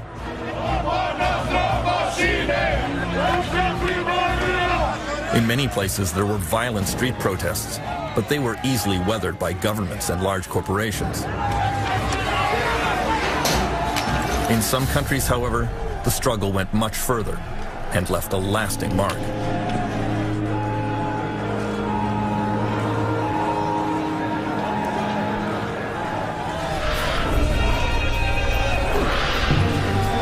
The epicenter of this battle was in France, where workers have always been quick to the barricades.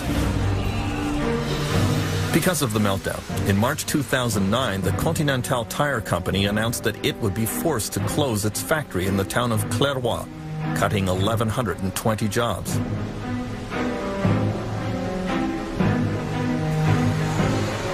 The plant was still showing a profit, but according to the factory boss, Louis Forzy, the workers here were just not as motivated and productive as they should be. Selon moi, et c'est les chiffres qu'ils montrent, nos résultats sont inférieurs à ceux des autres usines.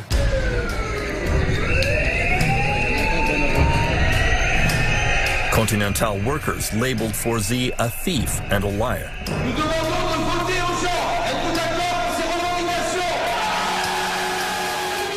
They convened a meeting at the plant to organize a protest. J'ai supprimé ma vie de famille pour Continental. C'est honteux. Forzy showed up to address them. He made a show of his patience and forbearance, until an egg in the head changed his mind. He immediately decided that perhaps he had underestimated the situation and made a tactical withdrawal from the field of battle. Why did that happen? Why? Because people were shocked, they were angry. Je pense aussi qu'il était au courant depuis longtemps qu'il allait y avoir une fermeture du site.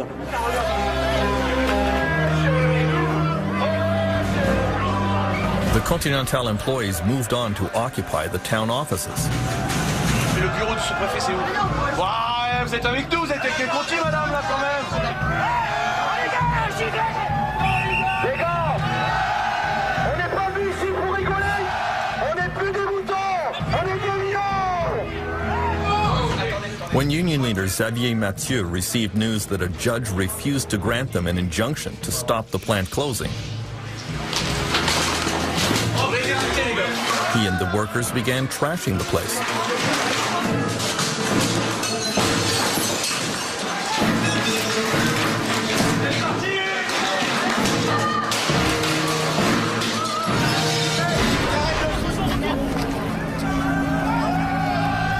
On n'ira pas à l'abattoir sans se défendre, c'est clair et net. Le désespoir des gens qui sont foutus dehors, c'est pas de la cruauté ça? C'est pas de la violence? Si, c'est de la violence. Il n'y a pas que la violence physique dans la vie, il y a la violence morale aussi. Moi, je suis fier de ce que les mecs ils ont fait aujourd'hui. Et n'attendez pas. The worker uprising began to spread across the country and became increasingly threatening. The Caterpillar Heavy Equipment Company in Grenoble announced that, in spite of record profits, they would be cutting 20,000 jobs worldwide, over 700 here in France. The global meltdown would reduce demand for their bulldozers, and so production would have to slow down. On March 2nd, workers surrounded the plant. Ils ont dit qu'ils descendaient toutes les heures pour nous informer de l'avancement de ces négociations. They were following the instructions of union leader Pierre Picaretta, who, like his father before him, has worked his whole life at Caterpillar.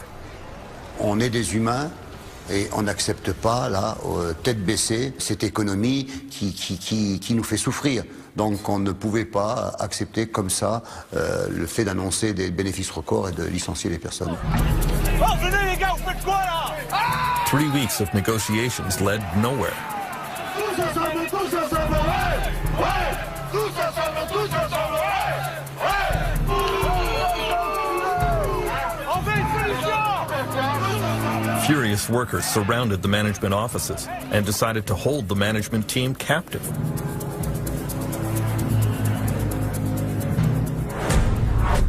The first union leader on the scene was Nicolas Benoit.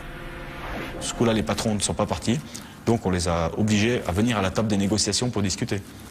Ils ont refusé, donc les salariés ont dit tant que vous ne reprenez pas des négociations qui soient des négociations sérieuses, vous restez là.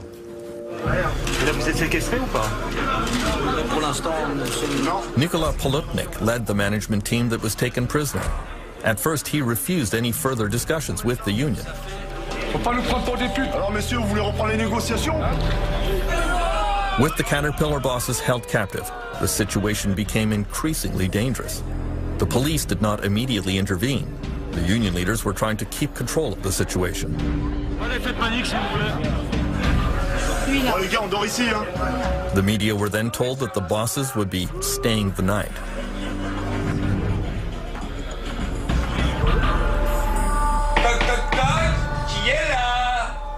Overnight, as the captive bosses were trying to get some sleep in their offices, angry workers did not leave them in peace.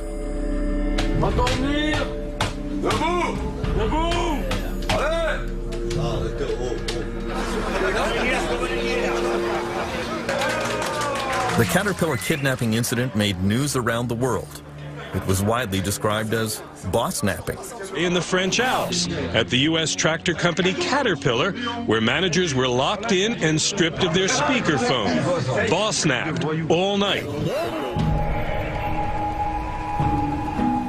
President Nicolas Sarkozy realized this extreme reaction to the global meltdown was turning into a public relations disaster for France.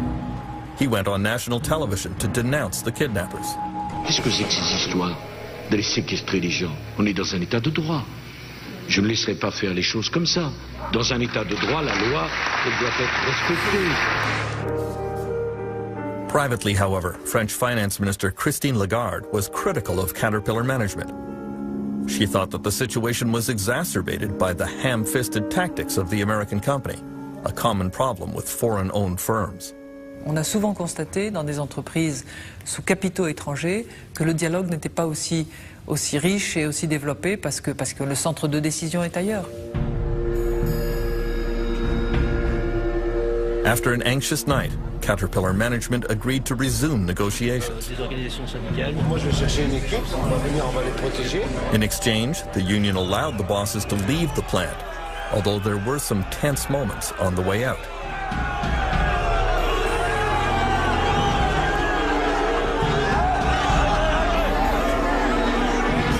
Pierre Picaretta tried to claim victory. Je pense que le message est passé et je crois que rapidement, dans les jours qui vont suivre, ça va lâcher fortement. The Caterpillar bosses who were kidnapped decided to keep silent about their ordeal. But many bosses in France realized they could soon end up in a similar predicament. On pourrait qu'avoir la réunion à 7h30. Est-ce que ça vous irait? One of them was Marcus Cariou, the human resources manager for a U.S. car parts company called Molex. He was sent into the town of Villemur, near Toulouse, to close a Molex factory that had operated here for many years. The workers were furious, and very quickly their anger focused on Cariou. Along with nasty graffiti, Cariou says he became the target of email threats. You know, when you read about some extremists, you know, saying that people like me should be exterminated, you know, so it's, I think it's shocking to see that. The town of Villemur would be hard hit by the closure of the Molex plant, which represents 20% of its tax revenues. The local parish priest, Philippe Bachet, led the community support effort for the Molex workers. Et tous ceux qui se sont mobilisés doivent continuer à l'être pour que notre ville ne devienne pas un désert industriel. On the morning of April 20th, 2009 in Villemur, Marcus Carriou was consulting a security company about how to act in case he should be kidnapped. Ironically, that afternoon, union leader Denis Paris showed up and placed him in captivity. Et on veut 100 millions d'euros aussi pour préjudice. Et on lui a dit, écoutez, maintenant vous allez nous donner les explications et on va vous garder avec nous pour que vous nous donniez toutes les informations pourquoi vous avez fait ça. Within 1 hour, there were media all over the plant. I felt like an animal in a cage. The people there, they offered some food. They offered us some mattresses as well so that we could comfortably sleep in this office. The mattress was absolutely dirty, so I was in touch with our security advisor. He said, well, in 1 out of 2 cases they spit in the sandwiches, so I didn't want to touch that.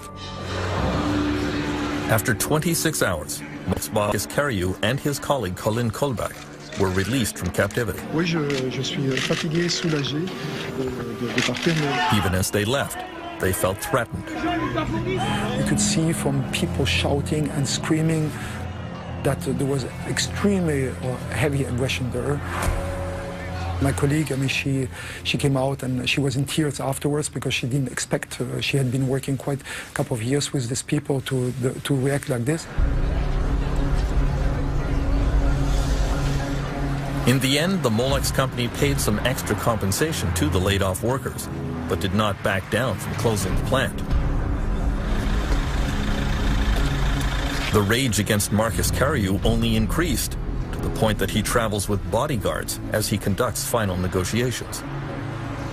Carriou complained that he was treated like a monkey in a zoo, but union leader Paris openly threatens him with much worse. Il n'est pas encore reparti, Carriou, s'il faut arriver à le séquestrer. Mais là, je parle de séquestration et le traiter comme un singe, on va y arriver. C'est fort possible que ça arrive aussi, d'ici la fin. Mais bon, il verra la différence du traitement qu'il a eu et du traitement qu'il va avoir. Finance Minister Christine Lagarde has to walk a fine line about union militancy in France. She denounces violence and she knows that foreign companies don't like the turbulent atmosphere here. On the other hand, she points out that the people who have paid the greatest price for the global financial collapse are workers. Bon, les actionnaires vont s'en sortir. Les cours de bourse remontent. En revanche, ceux qui souffrent, ce sont évidemment les effectifs des entreprises, puisqu'il y a des menaces de restructuration, puisqu'il y a des licenciements, puisqu'il y a des gens qui perdent leur job. Many in France believe that workers' fundamental rights have been violated in the wake of the financial crisis, and that workers here need to fight back. Les événements nous invitent à prendre position et à soutenir les causes justes. Father Philippe Bachet says that French workers give an example to the world by defining employment as an essential human right. Ce sont des gens qui n'acceptent pas facilement ce qu'on leur propose, ce qu'on leur fait faire. Et donc ils se raidissent et ils défendent à la fois leurs droits, c'est normal, ils essayent de défendre aussi leur travail. Et le travail, c'est aussi très important pour l'homme.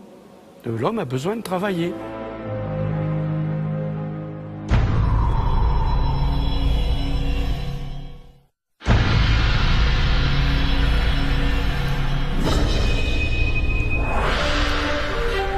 Iceland was a microcosm of everything that went wrong during the global financial crisis. The sudden collapse of the country's banks in the fall of 2008 wiped out the pensions and savings of most Icelanders. Every citizen was now saddled with a debt estimated at $350,000 per person.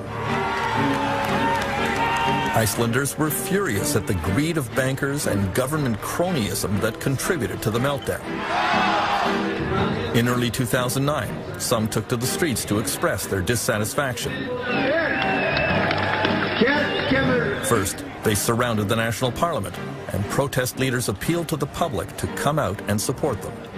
I sort of wasn't very optimistic that we would be able to mobilize the people. But every week, every day, you got such shocking news that completely shook the foundations of, you know, your sense of what was moral. The immorality that was exposed to us was so shocking that people started to come together.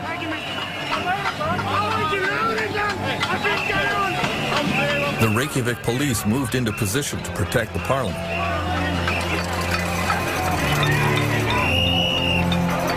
Inevitably, there were scuffles. Nothing like this had ever happened in Iceland, and both sides were unsure how to proceed.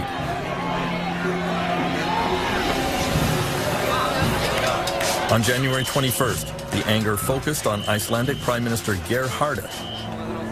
His car was surrounded and pelted with eggs and garbage. He was shaken by the incident, especially because it came shortly after a difficult visit to his doctor.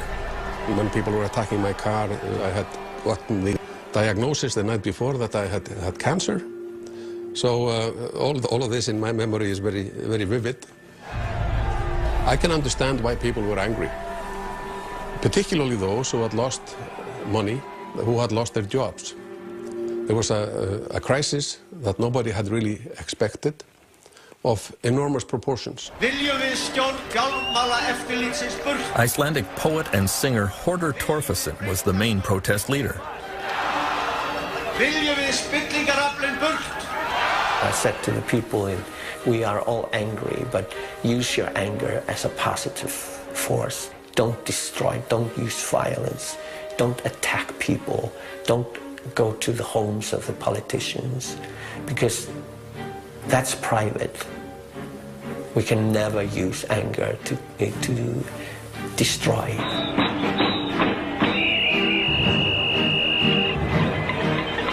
Torfason asked the crowd to go home and get their pots and pans, then come down and serenade the politicians in the parliament. Við þurfum ekki að nota alla þessa peninga.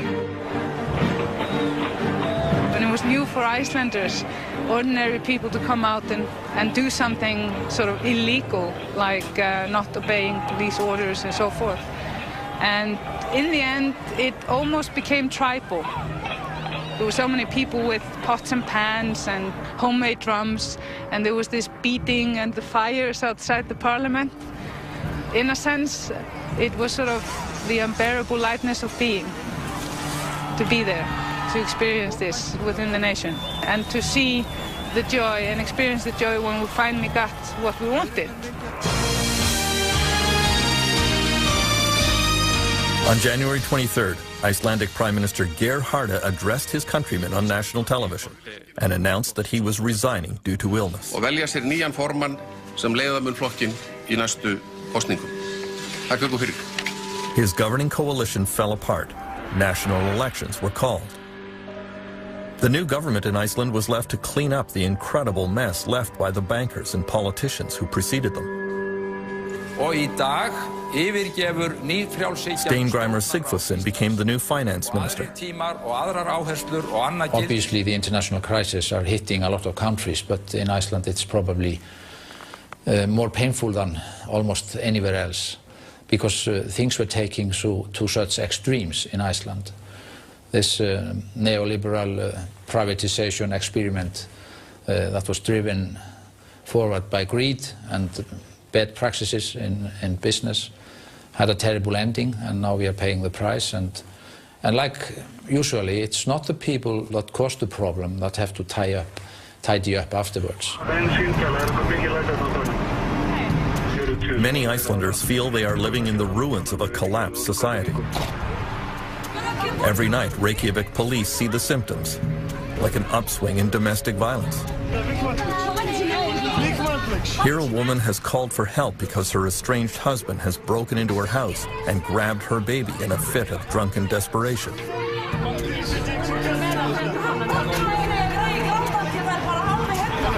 The police calmly talk the unemployed man into giving up without a fight. Constable Stefan Einarsson says police here are sympathetic with people who become despondent after they lose their jobs. We're just people like everybody else. We have mortgages and car payments we have to make. So we're in the same situation as everyone else. Protest leader Birgitta Jonsdottir was elected to the Icelandic parliament. I feel incredibly strange, and at the same time I feel deeply honored to be trusted, to be in there. I will just carry on doing what I was elected to be sort of a bridge or a voice for ordinary people, for the grassroots movements within this building there. As a result of the meltdown, young people in Iceland faced decades of high taxes and reduced social services to help pay off the debts run up by Icelandic banks. At this art college in Reykjavik, the students are multilingual, well-educated, and mobile. And there is a great fear that a high proportion of them will just give up on Iceland and move to other countries. Korto Jabali is one who plans to emigrate. Most of the people I know don't want to live here forever. They all want to leave. Like everyone. I don't know one single person my age that really wants to stay in Iceland.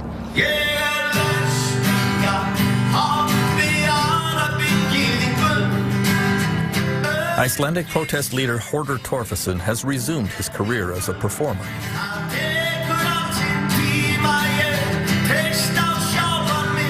He realizes that many of his countrymen are demoralized and that many young people want to leave. But he is quite sure that Iceland can still have a bright future. I think many of these people, if they go away and they look around in the world and they start revaluing, or seeing what really they will come back. I travel the world, I've seen so many things that I think this society is a very good one, and we have the opportunity to build it up.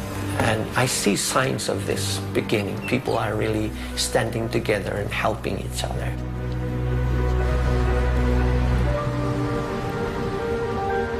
In confronting the problems of a failed economy, Iceland at least has the advantage of a strong social safety net.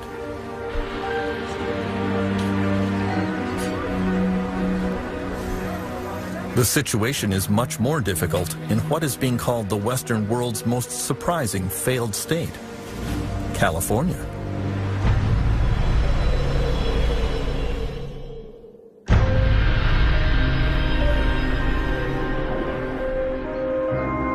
In the 3 months following the meltdown, there were an estimated 1 million foreclosures in the United States, sweeping many middle-class families into poverty. Tent cities began springing up across the country as the homeless desperately searched for somewhere to spend the night.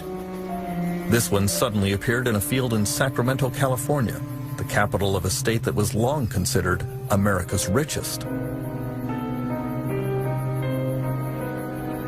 It was reminiscent of the tent cities that appeared in this area during the Great Depression of the 1930s. In those days, they were called Hoovervilles, after then U.S. President Herbert Hoover.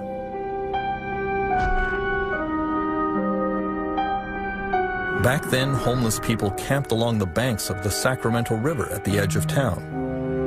And again today, the homeless have pitched their tents in the exact same spot. It is a dangerous place because the river can suddenly overflow its banks and flood the area. Bill Diola says they have tried to camp in safer places in Sacramento, but were chased away. The camping law states that if you're inside the city limits, you cannot pitch a tent for more than 24 hours, can't camp in one spot for more than 24 hours, even with written permission from the property owner. I'm 2 months homeless. This is all new to me. These guys lead me the way. Municipal officials in Sacramento quickly ordered the big tent cities dispersed and did everything in their power to drive the homeless out of their jurisdiction. Many were arrested or fined.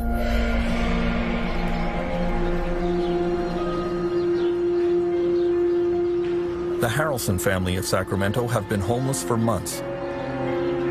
When debt overcame them, they sold their house and tried to move in with relatives, but it didn't work out.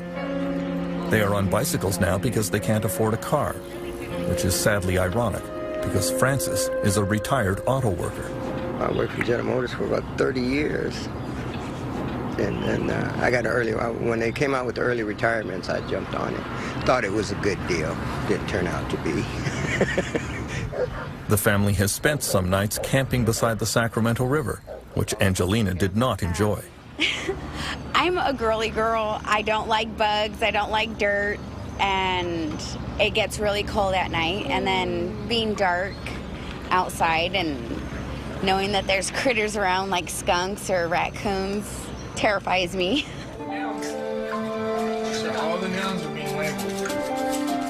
The Harrelsons' 8-year-old son Joseph attends the Mustard Seed School in Sacramento, a school specially for children who are homeless.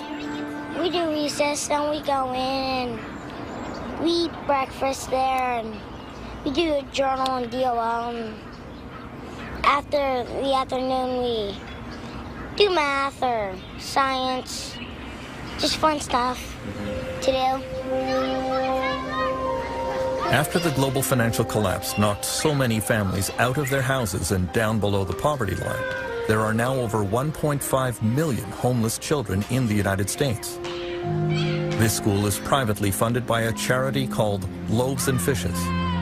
It's not uncommon when the kids first come, you know, we have sack lunches that groups in the community have fixed for the kids. And a child will be eating her lunch and the teachers will notice that she's hiding food. And when asked, that little girl will say, well, it's for my mother. I know she's going to be hungry. And for a child to be hiding food to take care of her hungry mother is not the way things should be. What is this? I have no idea. There's times where he gets really frustrated at us and he'll tell us, why can't you just give us a home like other normal kids? I want my own room back. It breaks my heart when he gets frustrated like that. It really breaks my heart to have to sit there and tell him, you know, I'm sorry. More and more charity organizations are stepping up to offer food and clothing to the homeless, but the demand just keeps growing. Almost 2 years after the meltdown, unemployment and homelessness in California is still getting worse, not better. There are over 100,000 homeless military veterans in the United States, the greatest collection of them in the Los Angeles area. Many of them suffer from post-traumatic stress and other mental illnesses. One of them recently crawled into a dumpster in Santa Monica and burned himself alive. The LA County Jail now houses the greatest collection of mentally ill people in the country. The government here simply can't provide any other facilities or treatment for them. Please welcome the 38th Governor of the state of California, Governor Arnold Schwarzenegger recently announced a new range of budget cuts, which will certainly make the situation even worse. But he remains optimistic. The power of California's innovators and entrepreneurs is still strong. We are still the shining city on the hill. I don't consider it by any means a failed state.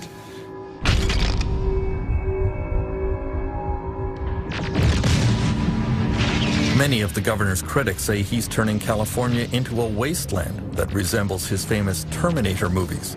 He doesn't see it. When I was doing movies, I enjoyed destroying everything. I mean, I love blowing up buildings and destroying cars and wiping out people and all those kind of things. So by the time the landscape was there, it was just everything was burning and everything was a wreck. But now when you turn on the news, you see the same thing when they talk about the economy. But the reality of it is it's not that bad. It is bad. We did go down with the economy, but we're going to be okay in California. This debate is turning into a bit of a family feud for Republican Governor Schwarzenegger. He's married to Maria Shriver, whose family has long been associated with the Democratic Party. His brother-in-law, Bobby Shriver, is now the mayor of Santa Monica. He thinks California is a failed state. The optimistic side of the argument is the state's failed. Something radical needs to happen. The non-optimistic side, to me anyways, look, everything's going to be okay. when in fact, it's not okay now, it's getting worse, and it could get a lot worse. If you're a disabled senior at home and someone comes and gives you your food and cleans your diaper once a day, that person's about to be fired. You're going to have to move out of your apartment into a nursing home where you don't know anybody in order to save $15 a day in California. The most creative, smartest group of people in America. Can't figure out how to finance that. That's a failed situation.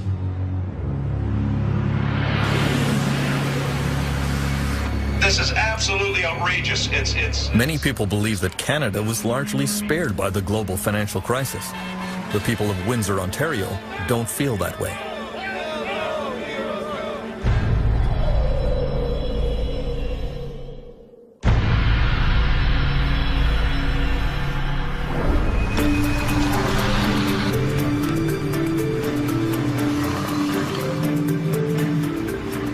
In the spring of 2010, the residents of Windsor, Ontario come to a picnic to say goodbye to the General Motors Corporation.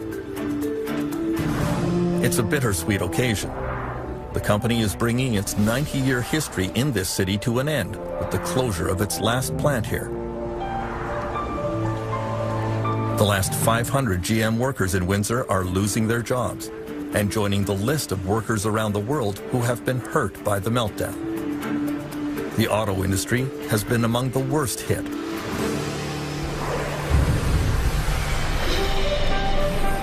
At its height, General Motors employed 7,000 workers in Windsor.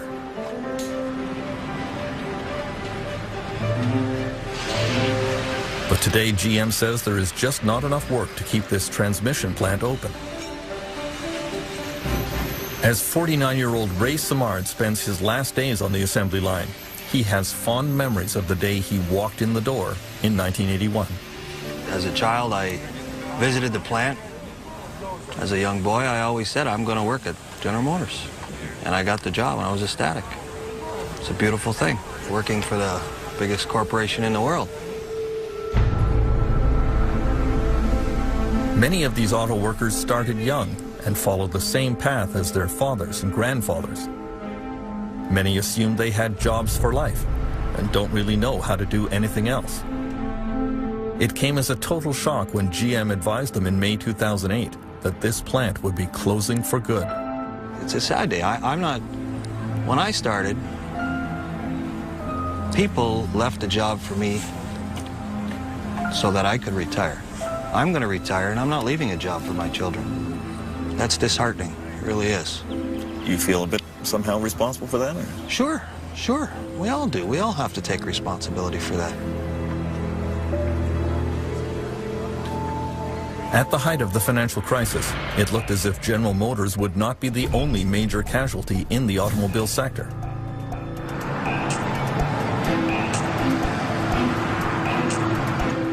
Chrysler was headed for bankruptcy as well. The Chrysler minivan plant in Windsor employs over 4,300 workers.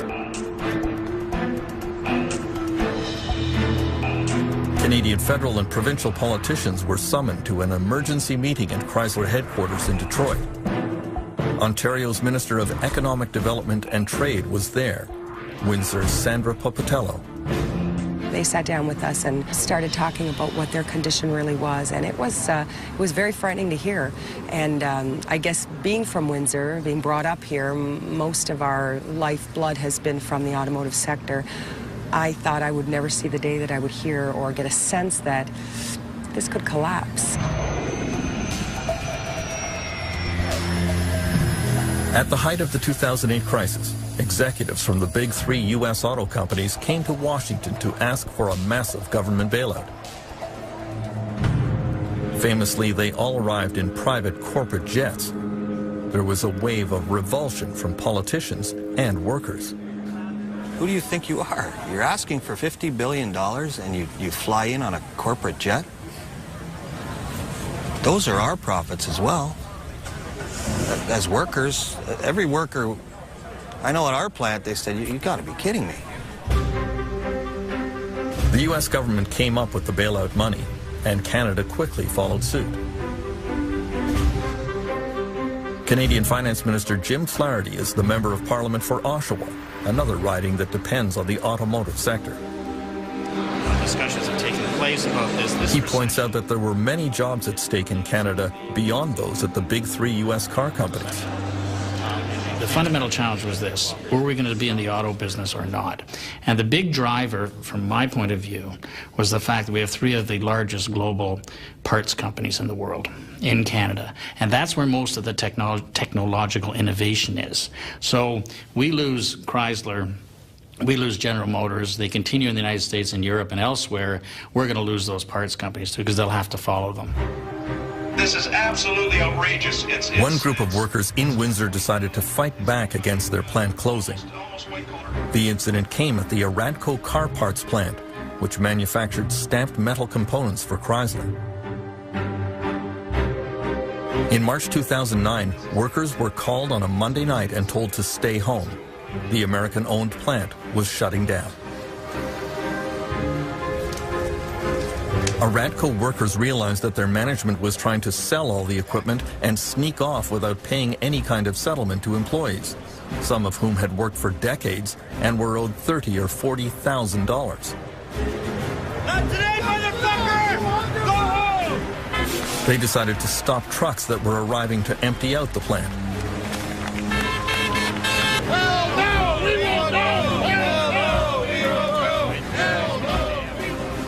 Then, when management still refused to negotiate with them, the workers occupied the plant. Isn't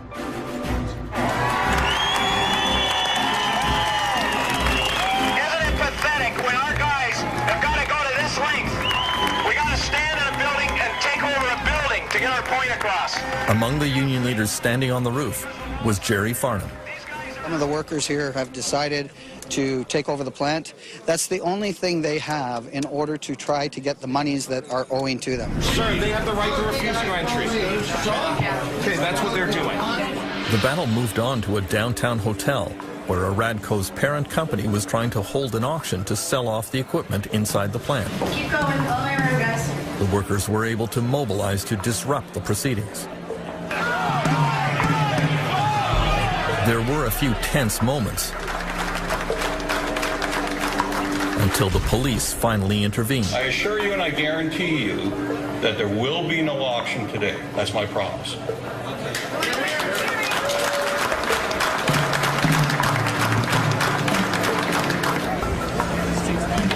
It turns out that the American owners of this plant were already fugitives from justice.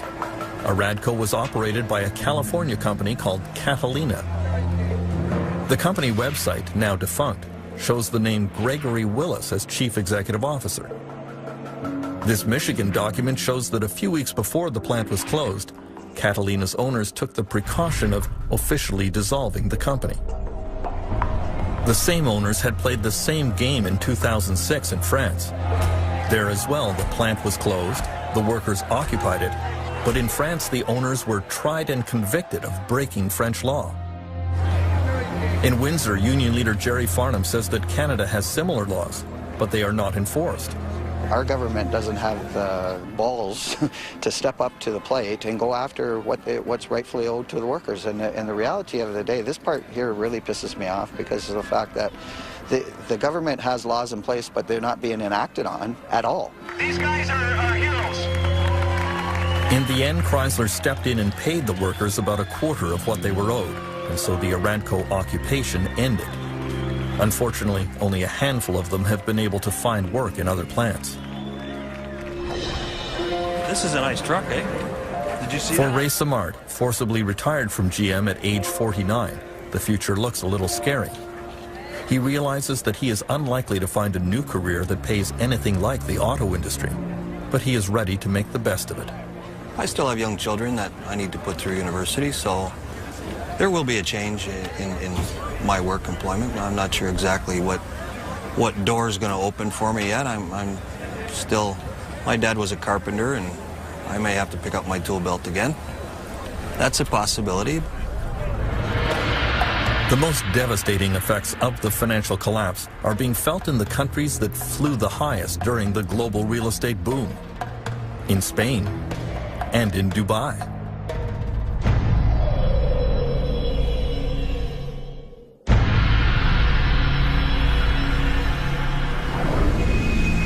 Most Workers around the world had little way to fight back against the effects of the meltdown.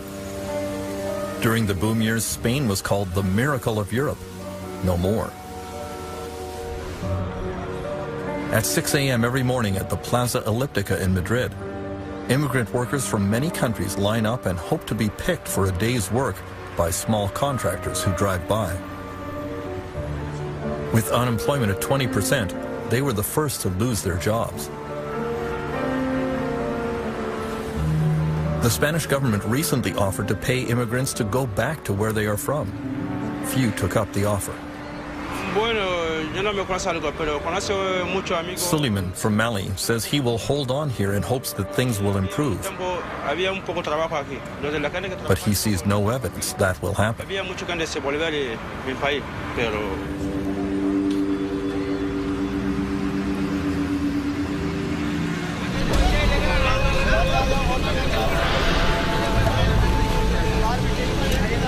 The real estate crash in Dubai has been even worse for the army of construction workers who came here from India and Pakistan and all over South Asia. They are paid on average $3 a day. Many of them have been thrown out of work. Many have not been paid for months. There were 200,000 laborers at once here. And the practice is such that if you want to come to Dubai as a laborer, you just don't apply. You actually go to your home city in Bangladesh or somewhere in Karachi and pay a middleman money. So you're buying yourself a visa, okay?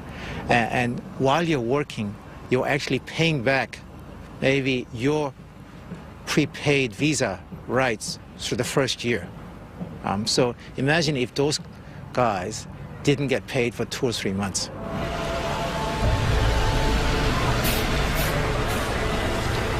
Some of these workers went on strike demanding back pay.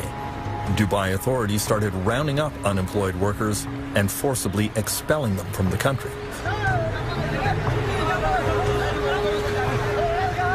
For many, it is unclear whether it is worse to stay or to go home. Because many of them had to take on debt in their home country in order to get to Dubai, to pay for their visas and sponsorship, they're actually going to go home either at a loss or, in the worst case, indebted to money sharks in their home country. So in many ways, they're the biggest losers of the Dubai crisis. As the grim toll of the financial crisis continues to mount around the world, many governments are looking for the true causes of the meltdown. In many cases, what they are finding is criminal. The search for the causes of the global financial meltdown has led to some evidence of fraud and corruption. In the city, the financial district of London, England, during the boom, the wild partying and flaunted excess of the banking world became legendary. Then a deep throat appeared, someone who was telling tales out of school that could get everyone in trouble.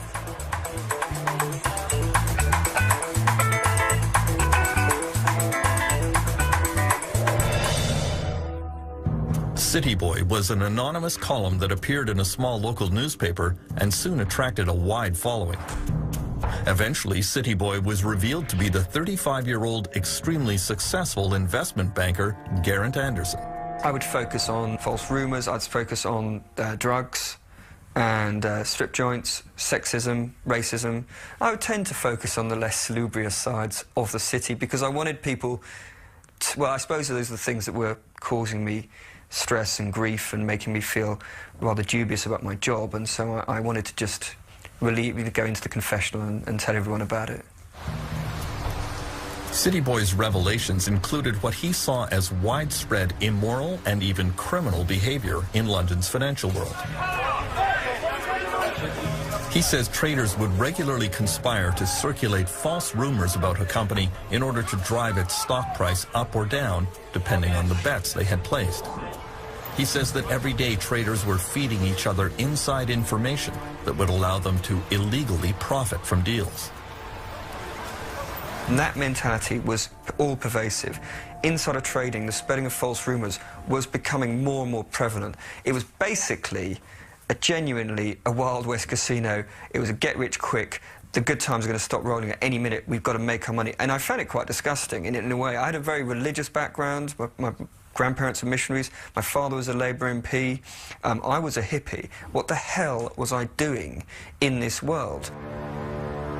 The low-level fraud revealed in Britain was nothing compared to the behavior discovered at senior corporate levels in America.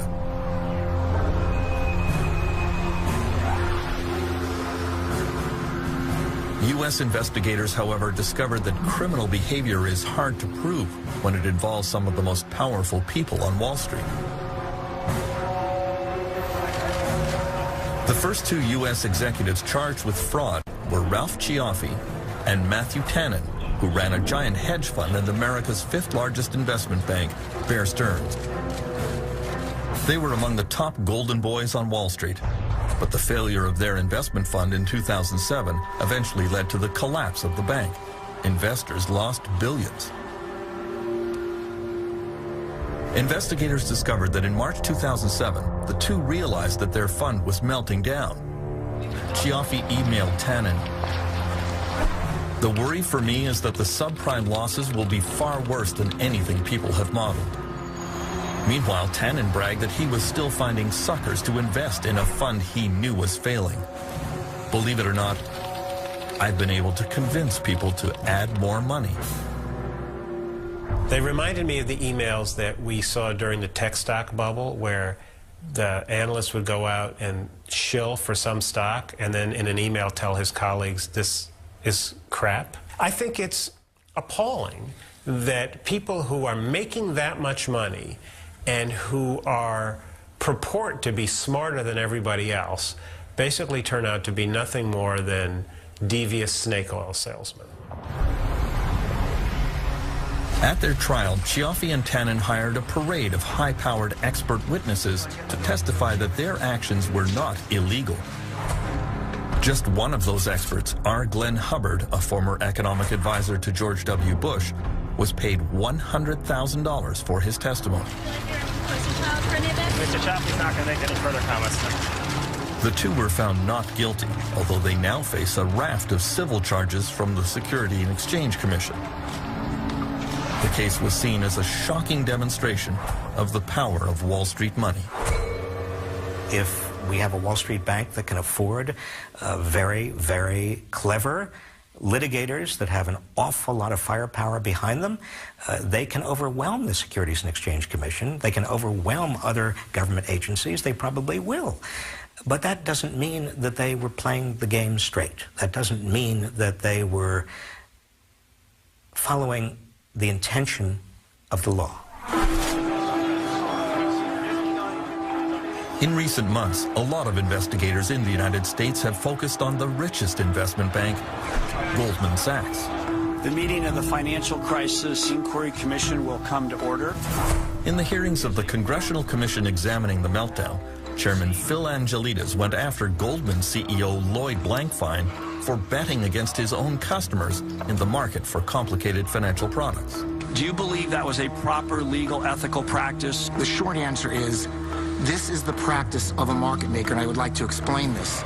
Blankfein claimed that his bank was just putting together deals, matching buyers who believed house prices were going up with sellers who believed house prices would go down.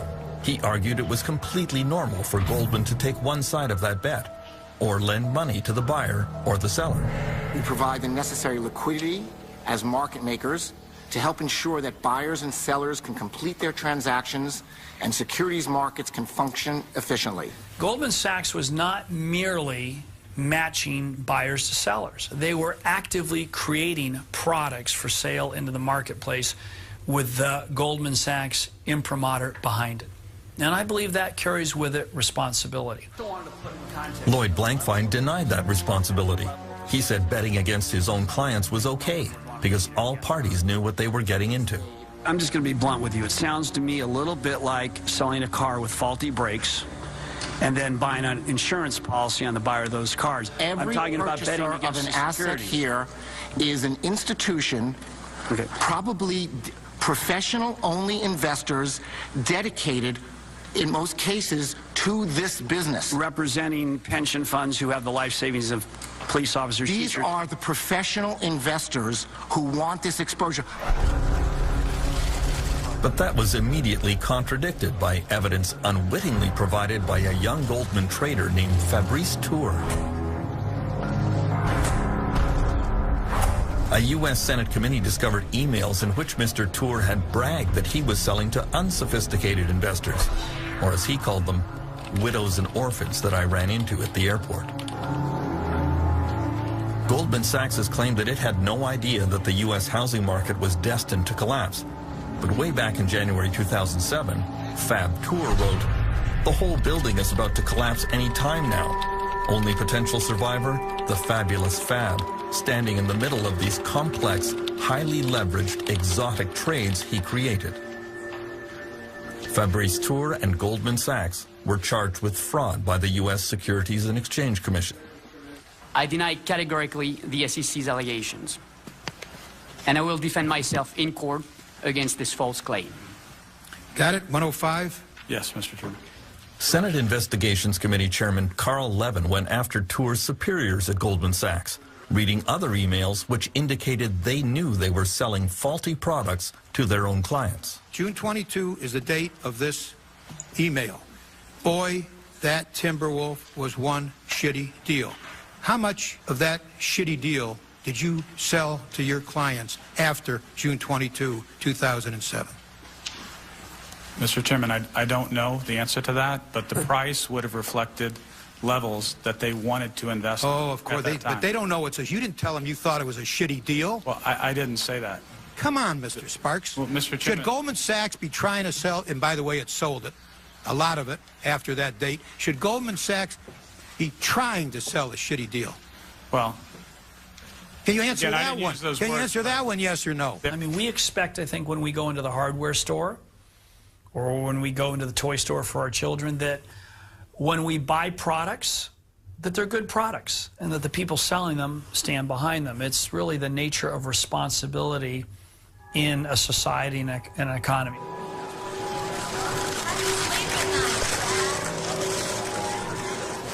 Goldman Sachs eventually settled its fraud case by paying an unprecedented $550 million fine. But several members of the U.S. Congress sent this letter to the Department of Justice, officially requesting a criminal investigation of Goldman and its senior executives. One of the reasons I'm interested in criminal proceedings is because you can go after their bank accounts. You can actually pry open, claw open their accounts, their personal accounts, their 7 homes, their limousines, their yachts. You can go after, I'm looking for justice for the American people and how we're going to get the money back that our people are owed. Only 2 days after Goldman Sachs was charged with fraud, Chairman Lloyd Blankfein authorized a $5.5 billion package of new bonuses for his executives. That was somewhat galling to members of Congress who had seen the company benefit to the tune of several $100 billion from the U.S. government bailout. Goldman Sachs was not a normal bank. It was a speculator in the market. How would it be if you went to Las Vegas and you gambled all your money away? And then, at the very end, when you said, oh my goodness, my bad behavior should be rewarded, right? And you get the government of the United States to pay for your losses in Las Vegas. That's a great deal. That's what he did.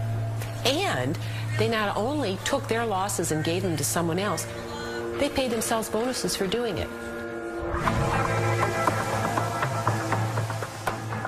The search for fraud and corruption behind the meltdown was also underway in Europe, where some high-level con artists are going right back to business.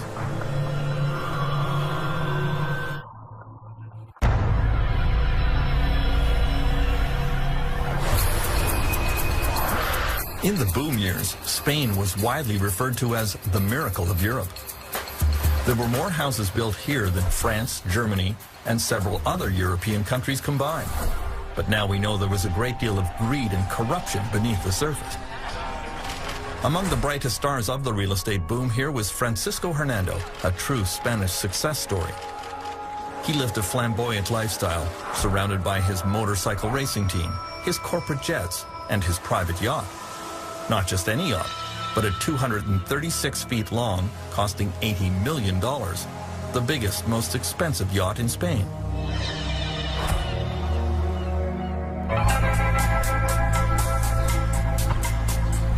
In 2004, Francisco Hernando built what was supposed to be his crowning glory near the town of Cesena, 1 hour south of Madrid, a giant condominium development the size of a small city. There were 89 buildings containing 13,000 apartments. The project was approved in record time. His town would bear his personal imprint, a community garden named after his wife, Maria Odena. And near the entrance, a 20-foot statue of his parents. He hecho la fiesta para mí, para los que me han comprado los pisos, los que han confiado en mí. At the gala unveiling of the project, Hernando was treated like a rock star by the Spanish media. Then a young reporter started to examine the story more closely. Everyone was saying, wow, that's great, that's wonderful, he's a self-made man. The problem is, when you dig deeper into the story, you discover that the project was approved in record time with no provision for things like water, roads, health facilities, all things that should be provided for families living there. It wasn't normal to see it approved with all these shortcomings. Alejandro Ramon soon discovered that the Cesena project had been arranged with massive bribes to the mayor of the nearby town. The mayor was arrested. Journalists investigating Francisco Hernando's previous projects found a similar trail of corruption and bribery. He did not welcome this new brand of media attention. Today, Hernando's showcase development of Cesena is a ghost town. Without all the proper hookups for water and sewage, very few people could actually move in. There is just one empty building after another, connected by deserted streets.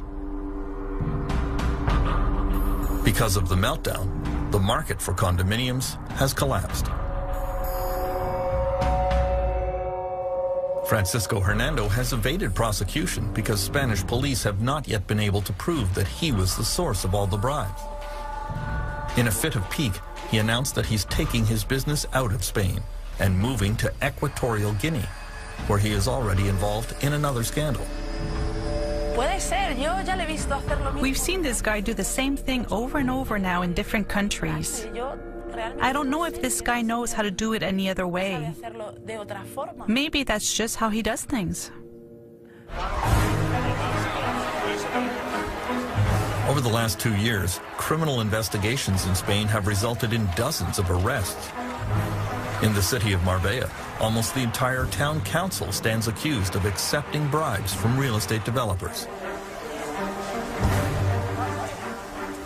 Because of the meltdown, 2/3 of Spanish municipalities are now facing bankruptcy. The crash has been even more spectacular in a bigger real estate boomtown.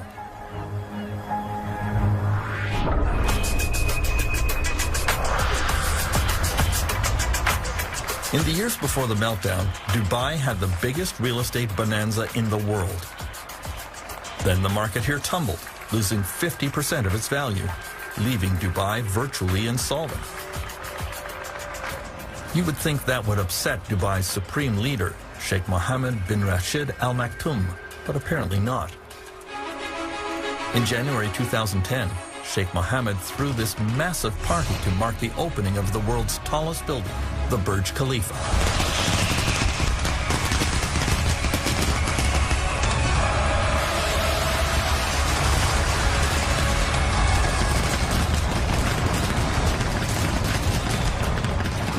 Sheikh Mohammed calls himself Dubai's CEO.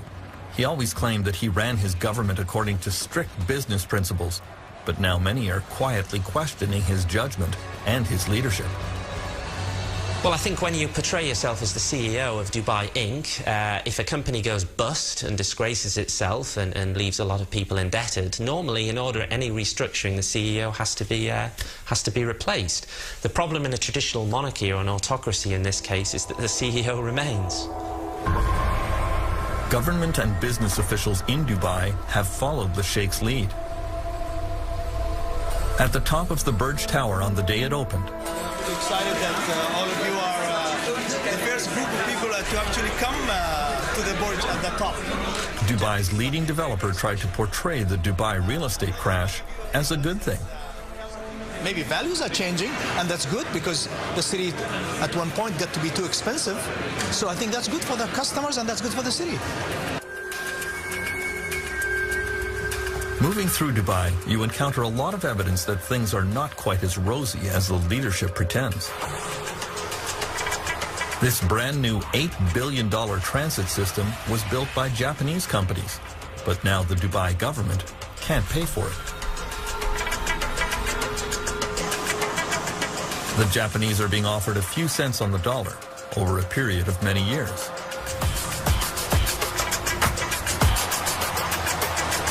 Before the crash, Dubai was home to the world's greatest collection of building cranes.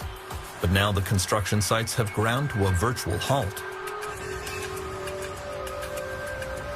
Many of these real estate developments have been spurred on by speculators who never intended to occupy the units, only to flip them for a profit. The government here did everything to encourage the scheme. To many critics, that was fraud. Dubai, in many ways, with not to be too uncharitable, was a state pyramid scheme, a state Ponzi. It relied on more people coming in to buy the properties or even the deposits of people who'd been there a little bit earlier than them, and it had to keep on going. The crash when it happened in Dubai was like a game of musical chairs coming to an end. The fools who were left with these half-finished properties, or in some cases patches of sand, were unable to sell on the premium because they were worthless by this stage. In the ultimate denial of reality, Dubai is moving right into its next real estate mega project called The World. It is a series of islands off the coast, roughly in the shape of a world map. Developers are supposed to buy the islands and build their own tourist facilities on them. Austrian Joseph Kleindienst has bought the islands of Central Europe. The first island to be developed will be Germany. Joseph believes passionately in this project. His dream here includes hotels and condominiums to be used year-round by German tourists. Why would those tourists come here when the temperature in Dubai reaches 40 degrees Celsius, which it does for months at a time? Easy. Joseph says he's going to air condition entire streets. The R&D Institute from Germany, the Fraunhofer Institute, came up with an excellent idea to help during this time. We will build a 1.6 kilometer long boulevard, climate controlled, so that people can walk outside 12 months a year and enjoy the climate controlled boulevard. Joseph's optimism seems hard to justify. The parent company of the World Project has announced that it cannot pay its debts to its many creditors. The international skepticism about Dubai is only growing, especially because the government here has been very secretive and even disingenuous about the state of its finances. Dubai's proposed island paradise with air-conditioned streets may be a harder sell than they imagine.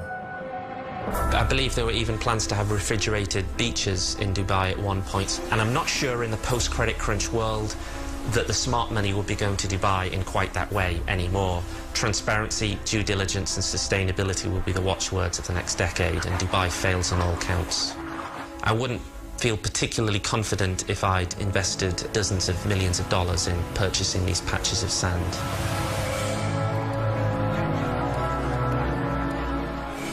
While Sheikh Mohammed tries to pretend that the meltdown never happened, other world leaders are trying to get to the root of the problem. There have been some very tough questions, including one from an unexpected source.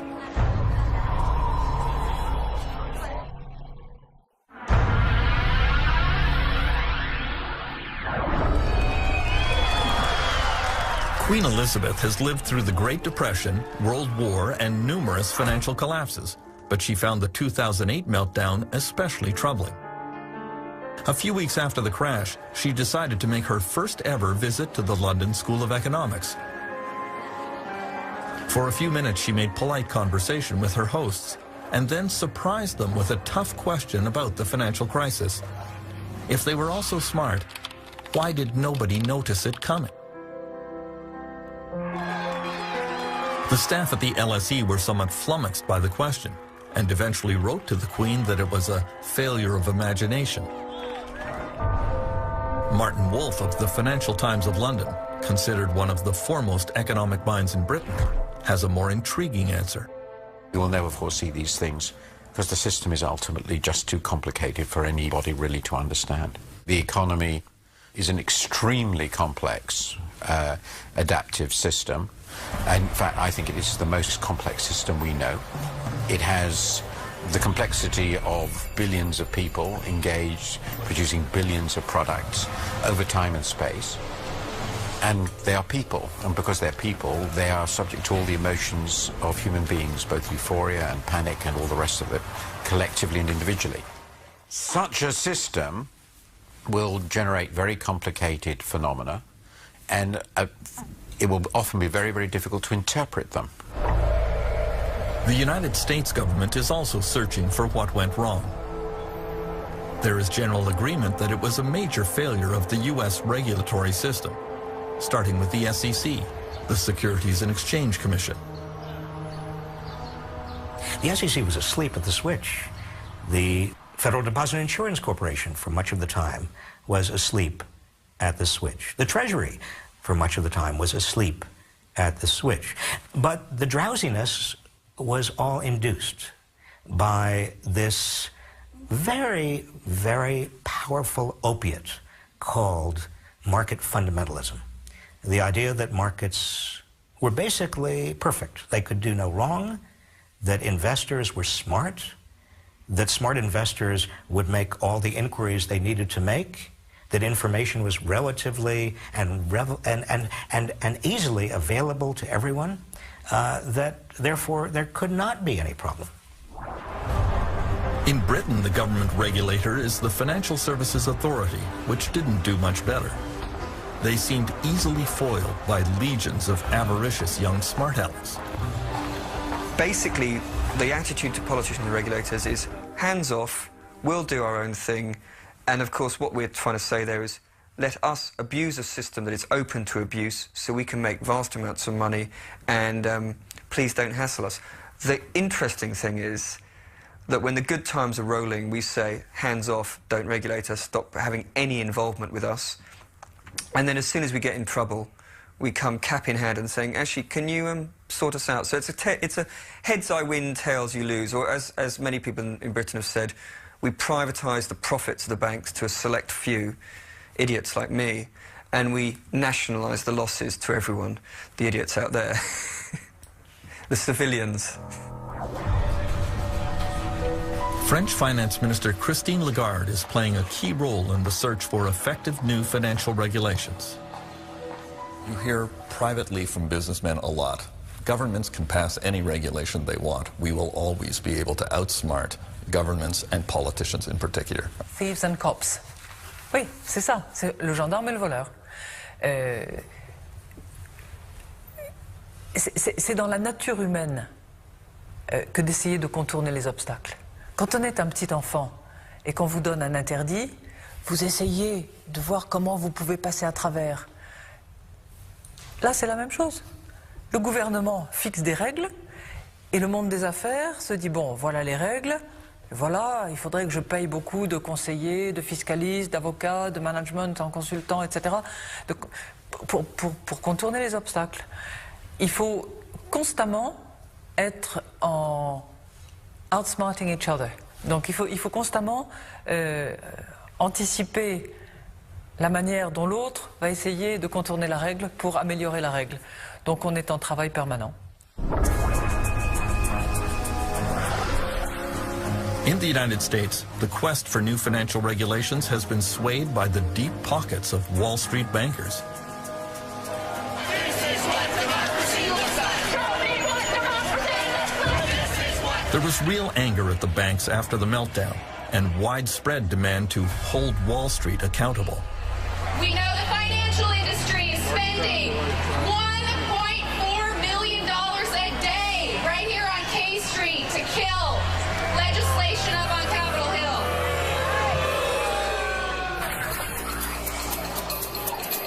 Hill. Consider this. On Capitol Hill, Wall Street lobbyists outnumber elected politicians 5 to 1. The politicians are surrounded and outgunned. Somehow, though, Wall Street claims that it lost out in the financial reform package eventually signed into law by Barack Obama. I would be very skeptical of all Wall Street claims that they failed in terms of this new financial package. Certainly, they have an interest in making the public feel that they failed. And certainly, members of Congress, Democrats and Republicans, have an interest in making the public feel that they were very tough on Wall Street. That certainly is the rhetoric.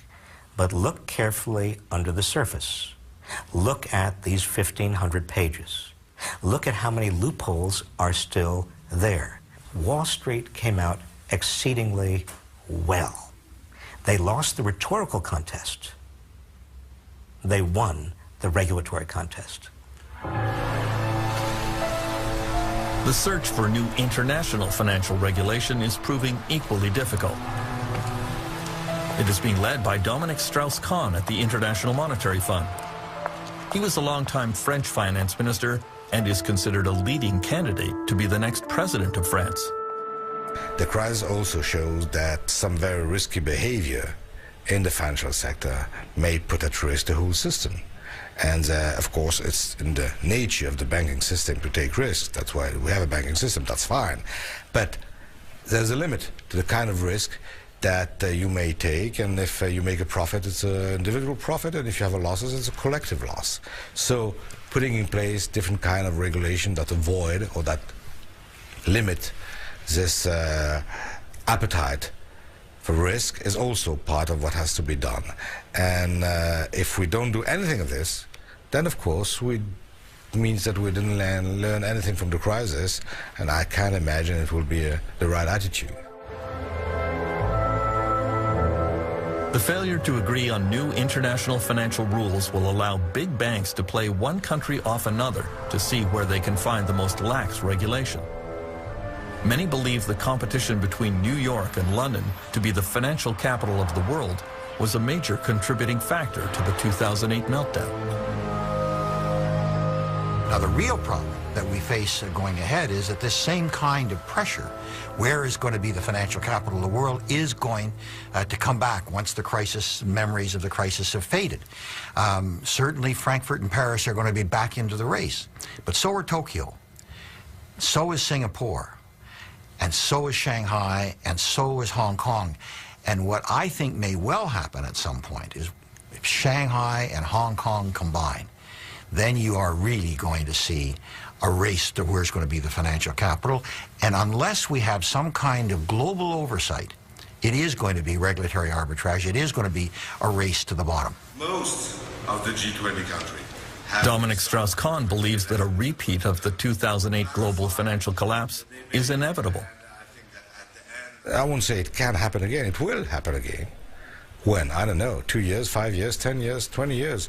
But there's no reason to believe that we have the silver bullet that make it possible to avoid any kind of crisis in the global economy. The question is to try to, first, prevent, avoid as much as possible, and when we are unable to avoid the crisis, to have tools to mitigate the effect of the crisis. While politicians argued over regulations which might prevent the next global crisis, along came an explosion which made everyone think it was already here.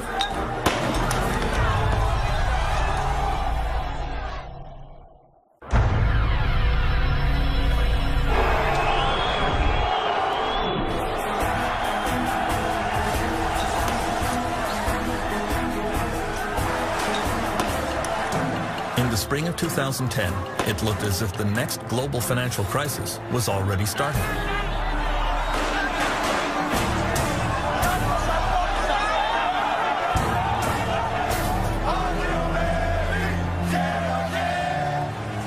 government of Greece had sunk dangerously into debt and would no longer be able to pay its creditors. Demonstrations filled the streets of Athens as millions lost pay and benefits. Είναι δυσίωνο. Παιδιά, δεν τα βλέπω καλά τα πράγματα και μάλλον είμαστε έτοιμοι για άλλη γη και άλλα μέρη. Αυτό. Είναι πολύ δύσκολο, πάρα πολύ δύσκολο. Φοβάμαι ότι θα έρθουν πολύ χειρότερες μέρες, πολύ πιο δύσκολες μέρες. Τίποτα, την πτώχευση. Νομίζω ότι είναι αναπόφευκτο. Επειδή έχω μια επαφή με οικονομικά θέματα, θεωρώ ότι δεν υπάρχει τίποτα άλλο πέρα από αυτό, δυστυχώς. Many international investors believed that if Greece fell, other countries such as Portugal, Spain, Italy, and Ireland would not be far behind.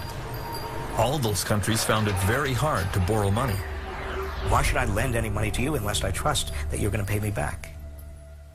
And if you show that you are not reliable, I'm not going to trust you, or I'm going to demand huge interest rates in terms of making my next loan to you. Sovereigns are no different from banks, no different from individuals. So we've got to restore trust. Trust was supposed to be restored in Greece and other weak European countries with a $1 trillion bailout funded by the strongest European powers and the International Monetary Fund. Dominic Strauss-Kahn worries that the bailout is only a temporary solution to Europe's problems. The problem of Europe is a bigger problem than the Greek crisis. The problem of Europe is a problem of low growth. The problem of Europe is the fact that there's almost no increase in productivity, and that this huge set of countries accounting for close to 1/3 of the global GDP is just unable to, in the recovery, to take advantage of the recovery. So far, the recovery in most parts of the world has been funded by massive government spending.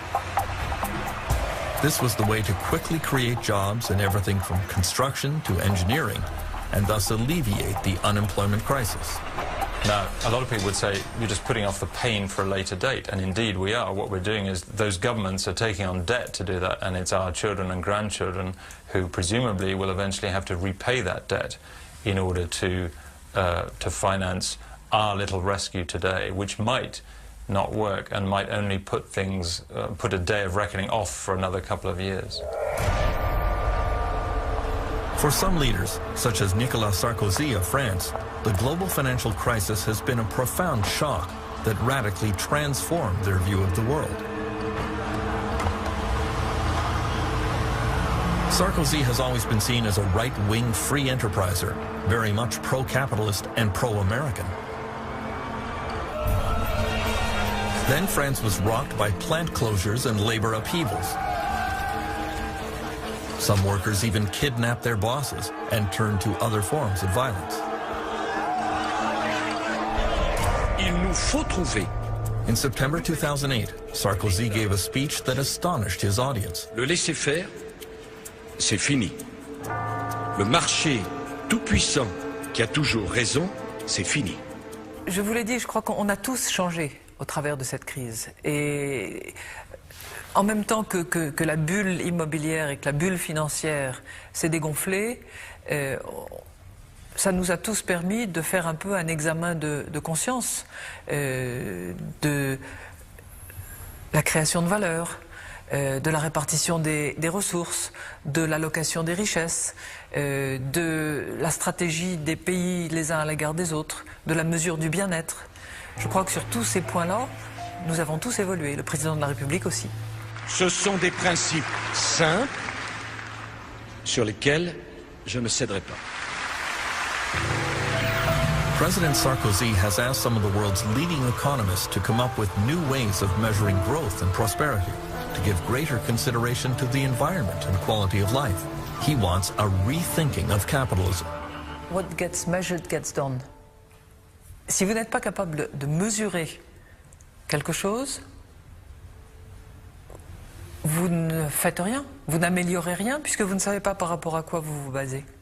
Donc la mesure des choses est extrêmement importante. Je vous donne un exemple. Si vous pensez que l'eau n'a aucun prix, vous laissez couler tous vos robinets, ça n'a pas de prix. Et pourtant, ça a un coût. Vous consommez de l'eau. Donc il faut, pour chaque chose, pouvoir fournir une valeur, pouvoir fixer un prix. While many Western nations are rethinking capitalism, China is embracing it with a fervor that could prove dangerous.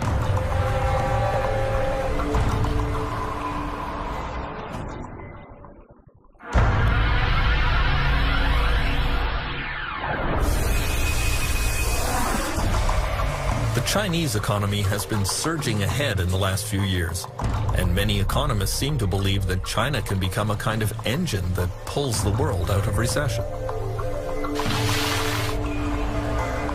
Chinese consumers are becoming richer, and there is hope that their increased spending will kickstart the global economy.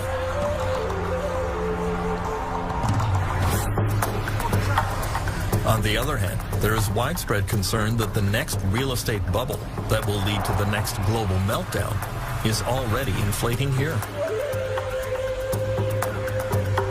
In the world's largest municipality, Chongqing, you see the construction of an endless supply of apartments right beside other apartment buildings that are largely unoccupied. Scenes eerily familiar from the real estate bubble which preceded the 2008 meltdown in Dubai and elsewhere.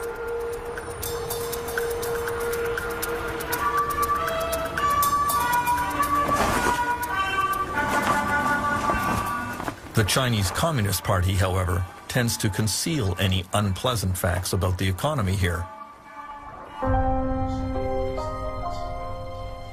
Professor Michael Pettis teaches in the business school at Beijing University. He says China watchers have to resort to odd measures to try to get at the truth about the real estate bubble.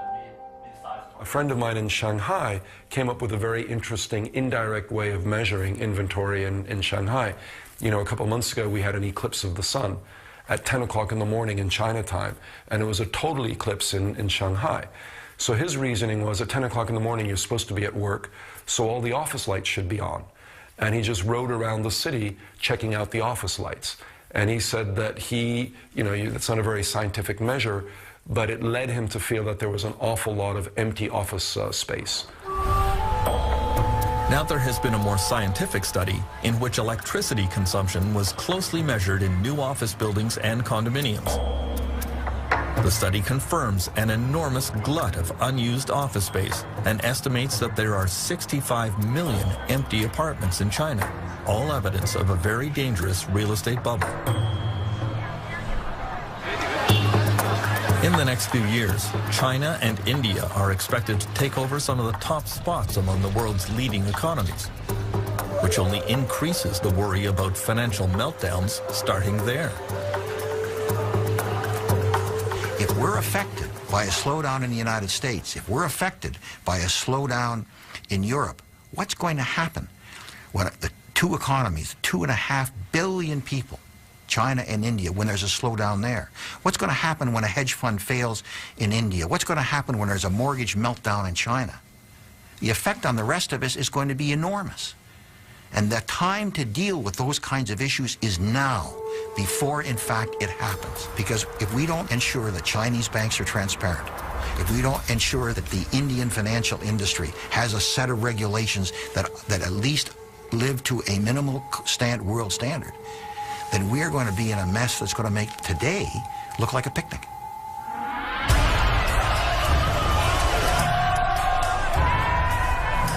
In the last 2 years, Canadians learned about the power and unpredictability of a financial crisis. Canada has had only a small taste of the wrenching protests and disruption that became the hallmark of the financial collapse around the world. This was the first truly global economic meltdown, where the interconnectedness of the world economy exploded in ways that very few bankers and economists had foreseen.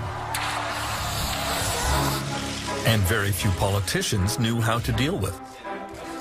History has taught world leaders that major economic crises like the Great Depression go on for years.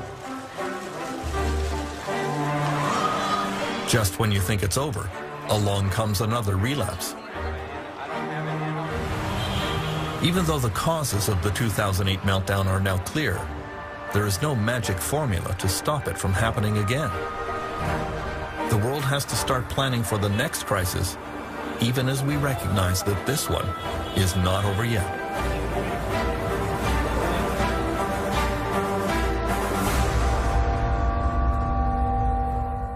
Somehow they were like a good piece of fruit that had turned bad. Well, it turns out they were a rotten piece of fruit from day one. And all along the way, whether it was the broker, the lender, the securitizer, the market maker, everyone seems to have taken the view that they had no responsibility for the product that they were moving along in the system. That became, unfortunately, this cancerous material that was injected into financial institutions all over the world. One of the first places these toxic products landed was the financial district of London, England, nicknamed the City. There was a golden age here in the years before the meltdown. Garrett Anderson arrived in the city as a young trader in 1996. He had been a hippie selling trinkets on the beaches of India until his older brother found him a job in a London brokerage. I literally didn't know what the city was. I mean, I kind of was aware that there was a stock market, and I said, well, why? I mean, you have to wear a suit and things like that. And he said, I'll tell you why. It's quite simple. You'll have about £300,000–400,000 within about 4 or 5 years, and then you can go off and live the life you want to live. Since the selling of trinkets wasn't going down too well, I thought, why not? I had no idea about finance whatsoever. I didn't know what a PE ratio was. I didn't know what a yield was. When you're in the city, all you have to do continually is present a view and present it strongly and pretend you believe in it. It was all about schmoozing clients, taking them to strip joints, taking them to bars, getting that company credit card out and really giving it a bash. The wild atmosphere in Britain was brought about because Chancellor of the Exchequer Gordon Brown was easing financial regulation there. He called his new approach the light touch. We will advance if there is light touch regulation, a competitive tax environment and flexibility. Well, Gordon Brown light touch was an effort really to make the City of London the world's greatest financial centre. And it meant giving the financiers, giving the bankers a very free hand in the marketplace. Paul Martin was Canada's finance minister in those years. He says deregulation came about because of a competition between New York and London to become the financial capital of the world. The race to become #1 was very, very important. But how do you attract the financial industry? Well, the most logical way is what they call regulatory arbitrage, which simply says, let's gut the regulatory system, and therefore more people will come. But the prevailing culture was one that the markets always go up. It was an easy way to make money, drinking champagne, fat cat analysts. It was a joyous time. Everywhere you looked, there was great big new offices being put up, statues being put in the forecourts, people building great monuments to themselves in terms of the buildings they occupied and the way that they behaved. By 2004, Garrett Anderson was making a salary of $300,000 a year, plus an annual bonus of $700,000. He was invited onto business television shows as an analyst. Strong. We had profit before tax growth of 9.5%. The whole game is increasing your bonus. You don't go into the city to do the world some good. You go there to make money as quickly as possible. And if that means lying, cheating and stealing, that's what you do. Regulators and politicians are just deemed to be idiots. It's all about we will thrive with light touch regulation. And that, of course, is exactly what Gordon Brown was encouraging as Chancellor of the Exchequer. And interestingly, he calls my precise period in the city the age of irresponsibility. But it was partly to do with the fact he just said anything goes. And, you know, to me, it's just obvious. The way people were behaving was a rational way of behaving in the context of the bonus system and the lack of regulation. Before long, the Anglo-American risky financial model was spreading around the world, from Iceland to Dubai. The crash of September 2008 brought the largest bankruptcies in world history, pushed over 30 million people into unemployment, and brought many countries to the edge of insolvency. Wall Street turned back the clock to 1929. The tremendous crowds which you see gathered outside are due to the greatest crash in the history of the New York Stock Exchange. After the Wall Street crash of '29, which led to the Great Depression, the U.S. Congress launched an official investigation. Interest in the senatorial bank investigation as J.P. Morgan arrives to testify. J.P. Morgan was among the business titans to be called to account by the Pecora Commission. Flash photography was introduced to heighten the spectacle.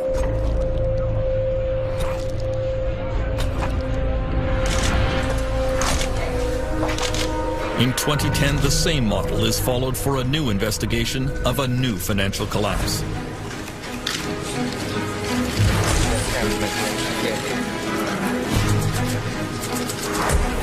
Panel, ladies, photographers, move aside. Former California Treasurer Phil Angelides is chairman of the Financial Crisis Inquiry Commission. I'm honored to welcome you as we start this series of public hearings into the causes of the financial and economic crisis. He has taken sworn testimony from a parade of government and bank officials,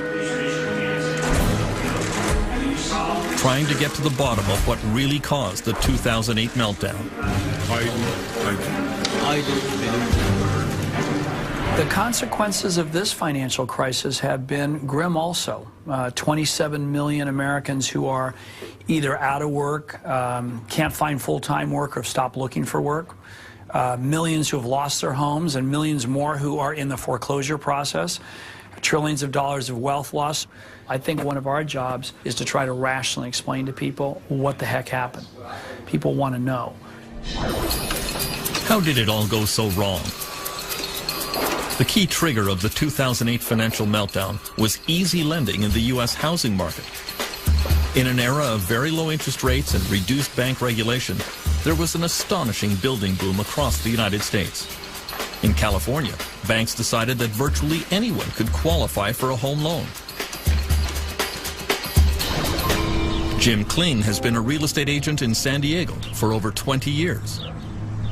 Really, in 2004 and 2005, if you could fog a mirror, you could get a loan. That's how bad it was. They didn't really know or care about the qualifications of the buyers. And a payment on that. And whether those people could make those payments or not apparently wasn't much of a concern. Bills getting to be more than you can manage? Crossroads Mortgage has a whole range of solutions geared to people just like you. So if you're thinking of buying a home or refinancing? Even if your credit is less than perfect, AmeriQuest can help. Call 1-866. Banks began making what were called subprime loans to people who could ill afford to pay back the money, especially if house prices ever went down. The one man who could have stopped that practice was then U.S. Federal Reserve Chairman Alan Greenspan. For 20 years, the world's most powerful banker. Greenspan was revered in Washington. His power feared even by presidents. The Federal Reserve was the one agency that had the full authority to regulate subprime lending. And despite all the evidence, despite all the yellow and red lights going off, they chose not to. Staff reports. I mean, let me just ask you, would you put this under the category of oops? Should have done it? I mean, my experience has been, in the business I was in, I was right 70% of the time, but I was wrong 30% of the time, and there are an awful lot of mistakes. The real estate bubble was surely Dubai in the United Arab Emirates. Money was no object, as every local sheikh and every booming company competed to see who could erect the most ostentatious building. No idea was considered too outlandish. When waterfront property rose dramatically in value, Dubai decided to make more. Ships vacuumed sand off the ocean floor to make the famous Palm Islands. On them were built an endless line of luxury condominiums and hotels that were snapped up by wealthy investors from across Europe, Africa, and the Middle East. Canadian Robert Lee went to work for Dubai's leading real estate company 10 years ago. Dubai in its heydays, we used to call the sales center the fish market. It's, you know, people could come and would say, give me an apartment, any apartment, I don't care what, 2 bedrooms, 3 bedrooms, just give me an apartment. Because in a way, people were buying options, because most people were buying things with zero intention of actually living in it. So they were buying coupons to resell it to somebody else. We'd be selling $1 billion worth of real estate in one day. All of this flowed from the vision of one man, Dubai ruler Sheikh Mohammed bin Rashid Al Maktoum. When he saw the first plans for what would become the world's tallest building, the Burj Khalifa, he had only one comment to the developer: make it bigger. I was silly to suggest a 90-story building, and the meeting was very short. He just left. But you know, I've been with him a long time, so I went again to the design studios, and then we put something really marvelous, and his question was, how much higher than anybody else? I said, it's about 40% plus. He said, great. He called me the next day and he said, where are the cranes? Was there no limit to how high Dubai could fly before it got too close to the sun? There was always a nagging sensation that, is Dubai going to be like the other cities around the world that has seen the fall? But at the same time, you live here for a few years, you basically buy the story. You drink the Kool-Aid. And you're saying, hey, we must be different. While Sheikh Mohammed apparently believed that the party could go on forever, some began to wonder when the global real estate bubble would burst and what would set it off.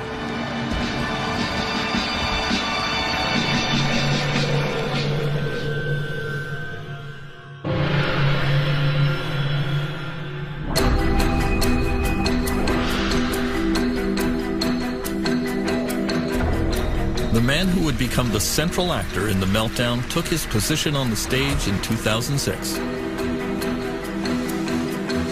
Former Goldman Sachs CEO Hank Paulson was one of the toughest of the Wall Street titans. Then he accepted the invitation of George W. Bush to become the U.S. Treasury Secretary. It was a controversial choice. Paulson was not universally loved on Wall Street. He was probably the nastiest guy of all of them. They used to call him the snake. And this is coming from the Wall Street executives themselves. No, you know, you really can't believe everything he tells you. The reason why they didn't like him is because they couldn't trust him. Hank Paulson's aggressive, combative style came as a bit of a shock in government circles. This is a guy who would go through a brick wall to achieve his objective.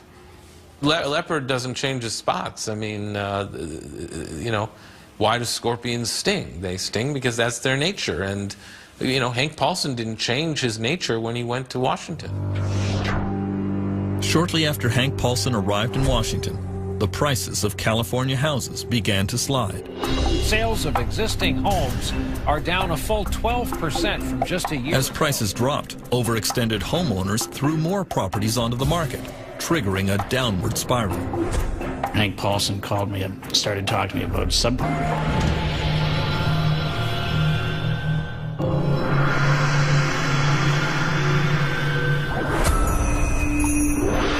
If one country could be the microcosm of everything that went wrong in the years before the meltdown, Iceland is it. It is a place of staggering natural beauty. From its geysers, to its waterfalls, to its famous Blue Lagoon, it is a magnet for tourists. One thing Iceland was never known for was banking and high finance, at least until a few years ago. Iceland was transformed through the ideas of one man, longtime Prime Minister David Oddsson. He decided to shake Iceland out of its social democratic past and remake the country according to his free market principles. He surrounded himself with like-minded admirers. David Oddsson is somebody who fulfills the two criteria that Machiavelli puts up about political leaders. He is cunning as a fox, and he is courageous as a lion. David Oddsson wanted to privatize almost everything touched by government. Iceland's #1 resource industry has always been fishing. Oddsson parceled up the country's fishing grounds and passed them off to big ship owners. On Egil Helgason's popular political TV show, the reaction was disbelief. For many people, this would sound as it's almost surreal. You take the fishing grounds, the fish that swims in the sea, and you give it to a bunch of people who own ships for good. This is the main resource of our country. This was the beginning of what came later. In 2003, Oddsson made his most controversial privatization. Some of the biggest banks in the country were auctioned off in suspicious circumstances. Coincidentally, they ended up in the hands of some of David Oddsson's closest friends. Mr. Oddsson's friends were father and son who came from Russia with some money they had made from shady dealings in the brewery business in St. Petersburg. And suddenly they found themselves to be the owners of the oldest bank in Iceland. These guys didn't know the first thing about banking. In retrospect, they're either greedy criminals or complete fools. The newly privatized Icelandic banks embarked on an orgy of dangerous financial practices. Bankers sold securities back and forth to each other at vast markups that falsely inflated their value. All Icelanders were encouraged to buy a house, or even two. The central bank lowered interest rates, flooding the country with easy credit. As in the United States, this triggered an unprecedented real estate boom. Icelanders living and working abroad came home to take advantage of the wild market. I lived in the UK till 2003, 2004. Then I came home. I bought a flat for 9 million kroner here downtown, almost close to where we are now. 1.5 years later, I sell it for almost 15 million kroner. I'm like, hey, what's going on? I've done nothing to this flat, and here we are, 6 million kroner in my pocket, just for keeping it for 1.5 years. And of course, when you're benefiting from it, you're sort of, okay, well, this is great. There's a saying now, if something is extravagant, oh, this is so 2007, you can't be serious. 2007 is having Elton John in your 50th birthday party, as one of the business tycoons did. People just went too far. People took one loan too many. People bought one car too many. Iceland was not alone in its reckless financial planning during the boom years.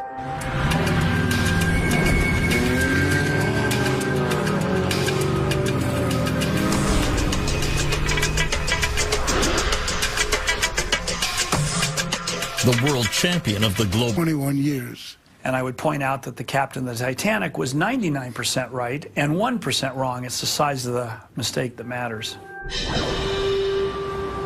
We now know that banks and mortgage companies were indulging in all sorts of fraudulent practices to pump up their mortgage business.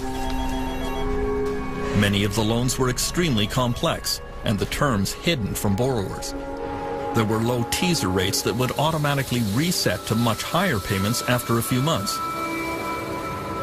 It was no accident that the most complex mortgages were sold to the least sophisticated buyers, especially in poor and minority neighborhoods like this one in South Central Los Angeles.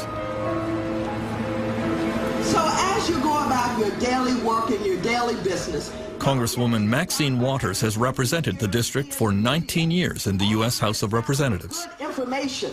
You know, I've seen mortgages that were given to 70-year-old people who were on a fixed income, whose income was never going to increase, but that mortgage was going to reset within a few years. Where was that money going to come from? I've seen mortgages that I think are criminal. Angelo Mozillo was the undisputed king of the U.S. subprime market. He is called the Golden Boy because of his permanent tan and because at the height of the subprime real estate boom, he was making about $100 million a year. Everybody wanted to own a piece of real estate to get into the game. He became the darling of business magazines with a slew of fawning profiles of his rags to riches story. He always claimed that he was a friend to the poor and that his lending practices were helping scores of Americans attain the dream of home ownership. It's one thing for him to say that he was a friend to the poor, but in the final analysis, when you see that these poor people are now in foreclosure, now cannot get loan modifications, now ending up on the streets, then certainly that defies how he could have been, you know, a friend to poor people. Mazzillo's company, Countrywide Financial, grew to become the biggest mortgage lender in the United States. Call Countrywide. We never stop thinking about what you need.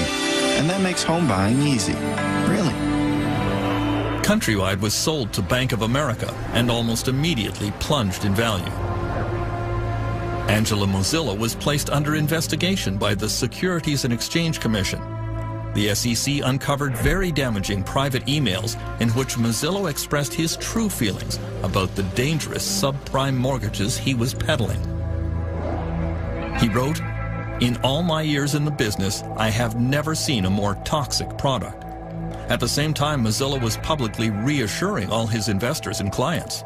Countrywide views the product as a sound investment for our bank and a sound financial management tool for consumers. It does appear that there was a private view of the markets, and there was one that was espoused to borrowers, rating agencies, the investing public. The SEC has now charged Mozilla with insider trading and securities fraud. Lenders like Angela Mozilla really didn't care if people ever paid their mortgages because those loans did not stay on the mortgage company's books. Mortgages were bundled together with other loans from across the country and moved to Wall Street. There they were packaged up into complex new financial products. Bankers went wild for these financial securities that were really just stacks of IOUs. There was almost no government regulation of this market. It became a massive system of buying and selling these IOUs with fees being charged on each transaction. It was just all a way to make fees and to package up these streams of supposed cash flows and sell them off to investors. I mean, for a while there, anybody who touched a mortgage made money. It was like the most perfect product. I once had this view that when people started talking about toxic assets, that some